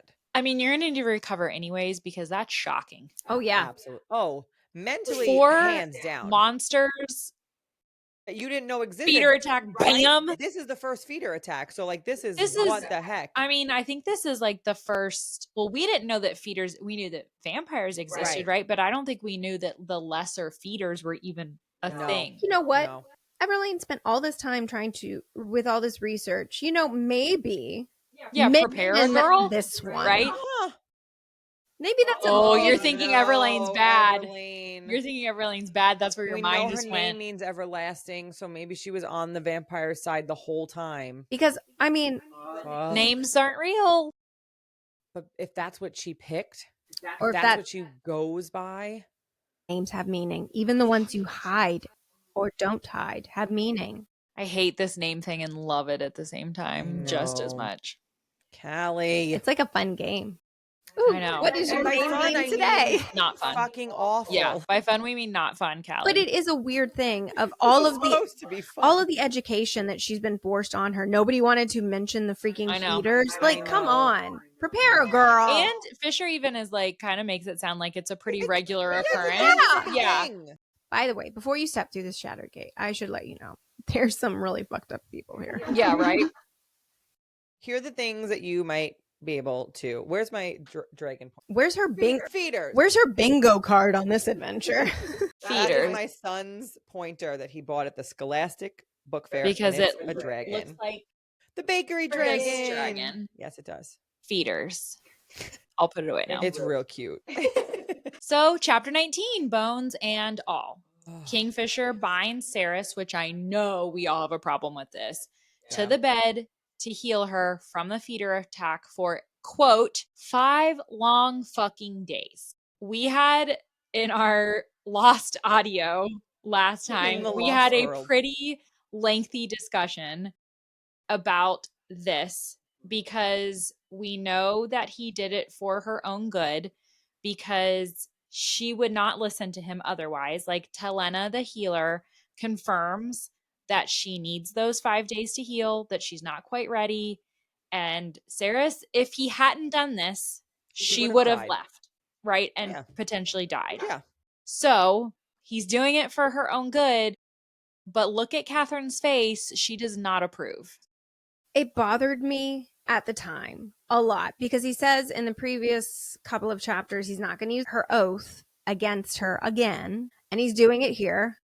Well, that's not his oath. He's just doing it. No, like he's No, he compelling says like her. I'll never. No, he compels her. Yeah, You stay he in that compels bed her to stay in 5 the bed. fucking days. Like he's using the oath against her because he's telling her to do something. Exactly. This is 100% him using it. Yes. Yeah. And so For sure. I struggled with it in that regard. And we talked in the fact that he left her there for 5 days, struggling with his mate. He's struggling still with his mating bond this whole time, right? We don't know this yet, but he is. We find that later on that this whole time he's struggling with that bond. And we talked about the fact that we think that he went to Renfis to talk through the feelings, what was happening, and all the things. I do remember that my take on it, which I still kind of feel the same way as from the lost files of Banter and Bookmarks. I'm mad at it, but I'm not that mad at it because I get it, because she absolutely would not have listened. I do wish he would have said, Telena said that if you do not stay in this bed for 5 days, you will not heal and you will die. And that is why you need to stay. So that, like, I wish he would have said that. But do I think she would have listened? No, I don't. She still think wouldn't she would have listened. Yeah. So I get it. So I'm not that mad, but I don't love that it's like going against her will. But if her will is going to get her killed, hey, if it was my sister, I'd be like, yeah, I'm going to chain you to the fucking bed because you won't listen to me. so maybe, Kelly, yeah, you just had a feeder attack. yeah. I'm going to oath compel you right now for 5 days. I need you to heal. Just trust me. You will die if you don't. I don't want to go against your will, but I'm doing it for your own good so you don't die. We've had this conversation so you don't get mad at me later. All he had to do was that. Like, just have the conversation. No, 24 I still don't and think immature and doesn't like him and doesn't listen. Yeah, to him. she I still wouldn't trust have. you. Right. You already trust. He could have still said those words, whether or not she believed. Right, He yeah. could have said those words. But I completely agree think with you that on he doesn't say them because we, as an audience, in this moment, still don't believe in Fisher's goodness, right? Think about the difference. As a reader, you would have felt very differently because Saeris is our narrator. We are in Saeris's mind. So we still feel in this moment like Fisher's a dick. True. Agree. I think So that you is need that to be purposeful, maintained. right? I think that is purposeful on the side of the author because we still need to have that feeling. Saeris hasn't figured it out yet, so we haven't either. For me, I think in hindsight, it's forgivable. I'm not that mad. I know that it's against her will, but I'm not that mad about it. I think that sometimes for other people's safety, you have to do things that they don't like. I agree. But it's his bed, which is special. And Touches her hair. yes, scandalous. Hello. Before Scandalo. snatching his hand back, not even realizing he's doing it. Oh, because he has a crush on her. Because he wants her to live for more than 5 days. So, quote, whenever the fire sprites brought me my meals, I begged them to fetch Fisher, but they shrugged sheepishly and told me that he hadn't returned. After lunch, without fail, Telena, a Fey healer with beautiful bronze-colored skin and the most breathtaking amber eyes, came to check on me. She'd place her hands on my abdomen and read my blood. I had no idea what that meant, but she did something all right. A shivery, not unpleasant sensation would skate through my veins, making my body hum a little. That sounds great. It's like feels like a massage. Blood is everything. She's Read like my spa. blood. Yeah. I don't know what that means, but she read it. I wonder what she can read on someone's blood. Healthy, What can not she healthy. tell? You think it's just that? No, I don't know. It's probably more complex than No, that. it's about Like- being a feeder. Oh. Like that she either is Can getting tell. did she get bitten? Is she turning? Like does she have feeder in her blood? Right. Is she pure? Is she clean? Yes. Okay. I like it. That makes sense. So this is the moment when Carrion has come to Check on her. check He's on hanging her. out with his friend. Yes. Yes. Okay. And okay. this is, I think, one of Kelly's like favorite quotes in the audiobook when we actually listen to the audiobook. So he says, quote, he said he didn't like the way you smelled. Yes. And he was very rude about it. He had a bunch of sprites come in and scrub me with these stiff little brushes until I was raw and pink all over. And he's eating grapes the whole time. Okay. Let's imagine him eating grapes. Nonchalant. Yeah. It was I fucking swear. terrible. They took off 4 layers of skin. They had this thick white He was clay like at brunch. all over me and let it sit so long that it went hard and they had to crack it all off. And then he said, taking another grape, they rubbed me down with this special kind of moss, which is where things got interesting. They'd paid particular attention to my. His eyes trailed down his body until they rested in his crotch. I raised my eyebrows at him. You let a fire sprite jerk you off with a handful of fey moss? No. Not a fire sprite, he said defensively. These were water sprites, 3 of them. They're smaller than the Fey woman and very nice to look at. I don't mind their attentions one bit. And then Kelly's favorite line, do you want to take it? Sarah says, you've been in Avelia for 5 seconds and you've already had a foursome with a different species of magical creature? I don't know why I was surprised. It was absolutely something Carrion would do. So good. I love it. I just love Best. thinking of him like eating these grapes and Yeah, then mhm. and then But and then that shows their relationship. He's gabbing with his girlfriend, and I mean Right? that girlfriend platonically. Yeah. They're Yeah. besties. you would never believe what happened next. Yeah, absolutely. Chomp, chomp, chomp. They go back to the forge, and this is a perfect when this movie gets made. Is it movie or TV show?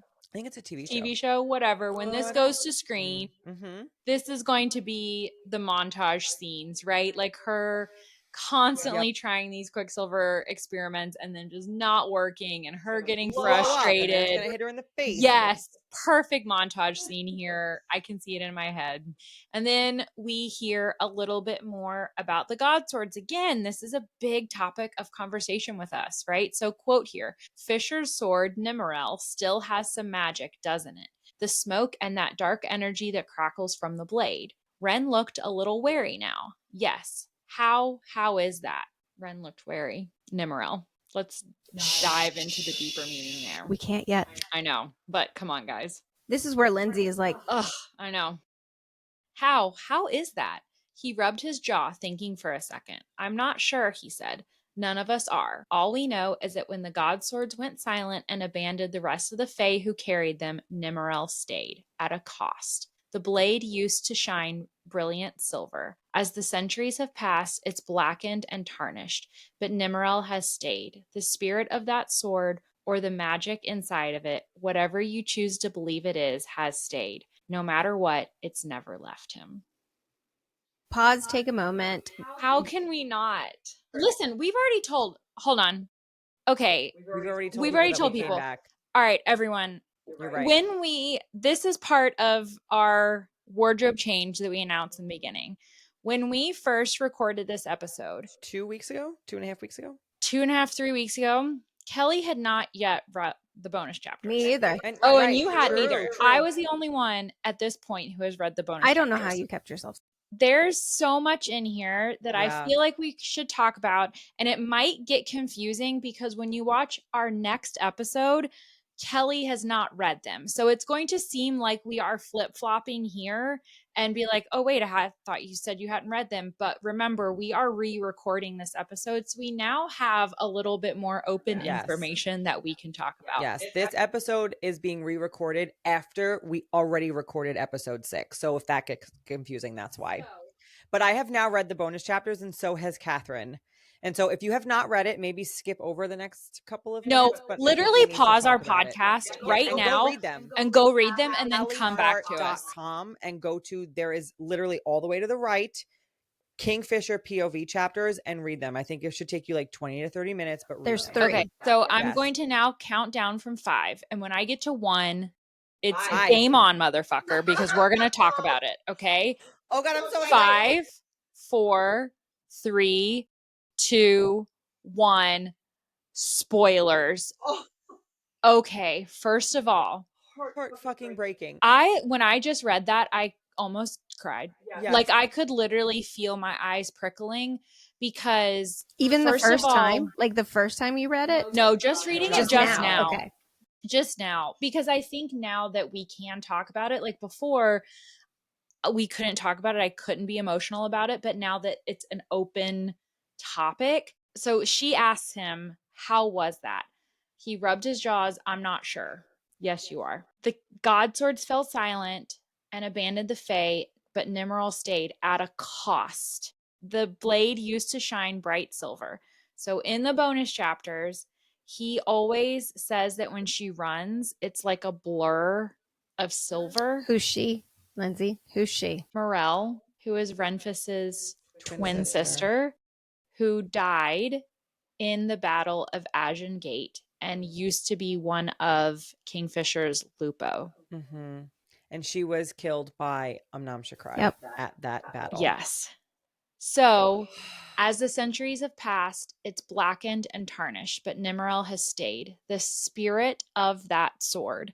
So, at the end of the battle, Kingfisher kills Unamshakrai and gets stuck in his mouth. And it takes them hours to free Fisher from Unamshakrai's mouth.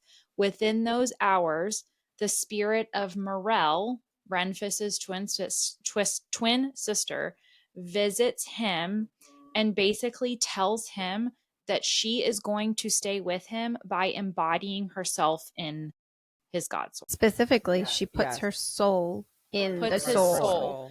So that she will always be with him. And I think it's also important to point out that Kingfisher, in the extra chapters, we find out that he gets the sword gifted to him by Baal and Mithrin, the twin sister gods, the daughters of Zareth. So he literally almost dies because he was trying to close Agen Gate, which you cannot close because it's iron. And he almost dies, and immediately he is pulled to the realm with the gods, and they gift him this sword. So he like kind of wakes up and shows up again and has this sword in his hand. So it's like he gets it, and then she gives him her soul basically into the sword, and it is named after. And he tries to reject it, but she's like, it's done. It's done. So, and it's named Nimrel. It means Na is for Morel, is where Nimrel comes from. So read that quote, read it again. The spirit of that sword or the magic inside it, whatever you choose to believe it is, has stayed. No matter what, it's never left him. It's the so fact heavy. that that's coming from Renfis too. And it Renfis, should. It Oh, should. absolutely. I'm so glad it does now that we know. Absolutely. But it's just like in that moment, it's almost like he doesn't even want to admit it. The spirit or the magic or whatever you choose to believe. It's almost hard It's for him to there. talk about. It stayed there no matter what. Yeah. It's just it is so so beautiful. heavy and so beautiful. Because we also get in the bonus chapters that Kingfisher and Morel had a special kind of relationship. There's a hint at what could have been. Could they have been more? We know, we get that it never became more, that they, like she says, like, I was always a sister to you. I am a sister to you now. That has how it has always been. It always will be. But there is that of like, what could they have been? And so there is a deep love between them that makes this even more beautiful and heartbreaking, because she says something to the effect of like, now I will always be with you. Now I will never leave you. Like, you'll always have me alongside you, still fighting with you. And it's just, that's the cost of why Nimrel has stayed. It was the cost of his twin sister's life. And it's just so beautiful. I literally almost cried reading it today. I was like, Yeah. oh my God. Yeah. Those chapters deserve to be printed and hardbound. They are just so beautifully written. Truly beautiful writing. Yeah. Kelly Hart. Truly. Oh, all right. So Saeris works a little bit more in the forge. Well, can we tell people now that this is where you can Come back. Oh yeah, you may now re-enter. You may now Re-enter the chat. You're invited back. All right. So Saeris goes and works more in the forge, and the Quicksilver hisses at her and laughs at her. Katharine has a note on here. It says, in her book that said, Yeah. why doesn't Saeris ask the Quicksilver directly what to do? Yes, on page 284. I was like, literally, it talks to you. Why don't you just try to talk back to it? And of course, who tells her to do that? Carrion. He's smart. Not yet. It's not until a later chapter, but this is why Carrion and Katharine were meant to My be. boy's wicked smart. wicked smart. So next we have Saeris having to go to dinner with Kingfisher once again, but she's like, no, I'm not sitting at dinner all by myself with him. I'm going to invite Renfis and Carrion to dinner with him as well. And I love all of the teasing that Carrion does to Kingfisher, especially when he comments about Saeris's phenomenal tits and ass. Kingfisher negatively reacts to all of this, and Saeris remains totally blind and ignorant of that implication. Obviously, he's mad. Girl, he likes you. He likes She you. needs to wake up at this point. She absolutely But does. she goes and sits right next to Fisher once again on his right, and Renfis reacts to it. He knows the magnitude of where she is sitting at that table, and he has a lot of thoughts about it. Kingfisher says, oh yes, she has no sense of timekeeping, and she has unconventional seating preferences, don't you, human? She's right, Kingfisher said. She's made her decision. Let her sit wherever she wants to sit. And Wren gave him an odd look. Really? Really? Frickin' love it. I frickin' love it. I didn't know the general all that well, but I knew him enough to tell that he was confounded by Fisher's declaration. So you pick up on that, girl, but you don't pick up on Kingfisher's right? feelings. Yeah. That's true. That's really, really true. But guess who does know? Archie. Archer lets out a nervous giggle, hiccuped, and then scurried toward the door. The hiccup is so freaking adorable. So do you think that Archer knows? Oh, yeah, he does. Absolutely, Yes. he knows. Well, he knows that she's sitting there, but does he know that they're bonded? No, because they aren't technically bonded yet. But do You mean if the mama He could, yeah. and the knowing of the nose. Like, he could recognize her. If he like, So that's why he's from like, the bonus chapters, we know that he like basically raised him alongside, he's Even not He from might that. know. Like, he's been in his life his entire life. He would have seen He might pictures, know. drawings. that's kind of cute. Maybe that's why he was even so taken aback when he first met her too. Yeah. That's a good point. I didn't think about that until just now. I don't know. Archie, what do you know, Arch? I like you. Archie. Archie. Karen gives Fisher a glimpse into the world that he and Saeris came from, dying of thirst, fighting for water rations. Fisher looks at them both, and it's clear that he is finally realizing that they have dealt with some really horrible conditions and lived through terrible things in Silvarin, and is starting to see that she really has had to fight to survive. Yeah, I think this is one of the first moments where he's really starting to respect her. Yes. Totally agree. And maybe like, maybe she could be my mate. Yeah. Maybe I could see her being. There's more to strong her enough. than just a fragile human, Yes. right? And just recognizing what she's literally experienced for her entire life is this life. Yeah. And seeing her strength, which I kind of love and I respect. And she does say, quote, Fisher looked from Carrion to me as if he were wondering if I had ever found myself at the bottom of a pit with a dagger in my hand fighting for a cup of water. I wondered how he would react if he knew that I had. Like, he's seeing that moment. He's looking at her saying, oh, she's had to fight. Yep. There's something more to her. And then they shift to the thoughts of Saeris and Carrion starting to train. Maybe it is kind of fitting that he's had these thoughts, right? Seeing that she had strength. Carrion too, and says, okay, you guys can start to train. You guys can start to fight. You're part of this war. you're here now. You might as well make yourselves useful. Yeah, for sure. Maybe if he is also starting to accept the bond, maybe he wants his maiden Yeah. to be able to take care of herself. Yeah. Oh, but she knows how to fight, and he's going to find out. Totally does. Kingfisher speaks directly into Saeris' ear. Hello, sexy. I just think this scene is so funny to picture it because Carrion and Renfis are kind of having this like side conversation about training and fighting and everything. And then we like Kingfisher's voice just has like pitched itself into her ear, and that's really sexy. Imagine being at dinner with a bunch of people and then all of a sudden your husband's like voice is just in your ear whispering sweet nothings to you in the crowd. Hello, sexy. Okay. Quote, because if Ren's superior face senses could hear what Fisher was whispering to me, then he could also scent how his friend's words were affecting me as well. And God, I would never live down the shame. But like LOL, Carrion can hear that too. And smell. And smell. He knows, girl. He knows. The nose good. knows. Like she's only worried about Renfis, but Carrion, The one that you don't want to know. exactly. Okay, let's think about that. Carrion either stayed in character.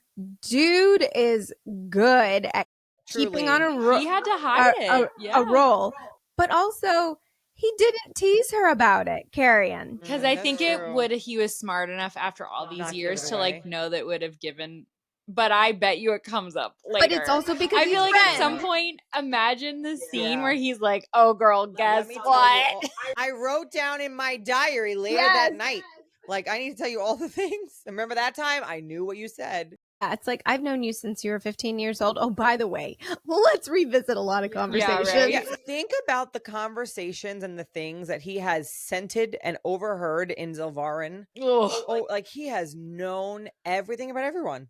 Also, if he really has face senses and they don't bathe that much, Oh. like, imagine how bad everyone smelled. Well, he's had 1,000 years to get used to it. Oh, poor Carrion. Also, I mean, it's not like Fae are immune to not stinking themselves. Dude is just, he's smelling himself as well. He's just as stinky. I love Everybody it. is gross. That's such Everybody is gross. Everybody's gross. That's such a perfect way to end the episode. I feel like Everyone is gross. Everyone is gross, and Carrion And just being hilarious. Yes! Like not even trying to, but because he exists, it's Yes. Yeah. Again, it's a scene that like on your first read, you're just thinking about Kingfisher's sexiness, but on reads after that, I just can't help but to think about Carrion too in the moment. You mean it's the best way to wrap up this episode for a second time? Yes. Yes. And hopefully the last time, and hopefully y'all enjoy it. If not, you can watch us off. read these chapters while we say nothing at all. Read them yourself. Read it yourself. Read it yourself. Figure it out. Come back to us for chapter 20. Do it a third time. Why are we having a podcast if we're like, read it yourself, figure We're it a out? Podcast. We're terrible at podcasting. We only talk about Disney and Harry Potter all the time. Figure it out. Read We the don't even book. talk about Quicksilver. We just talk about Harry But Potter. follow us. Like and subscribe. Just read the book. Just read the damn book and tell us what you think. Could you imagine if that became our gimmick? The worst, we could rename ourselves the worst podcast in America. The worst book podcast in America. Read the damn book. Read the damn book and tell us what Form you think. your own opinions. Don't listen to ours. We're stupid. We're not going to even quote the book. We're going to talk about Disney and Harry Potter and have nothing to do. Okay, that is a wrap for take 2 of chapters 15 through 19 of Quicksilver. Thank you so much for being patient with us and maybe dealing with some wardrobe changes and some editing fun that we put together here. Next week, we'll be covering chapters 20 through 24, so be sure to join us on the next Fantasy Friday. Happy reading! Bye. Bye. Bye. Bye.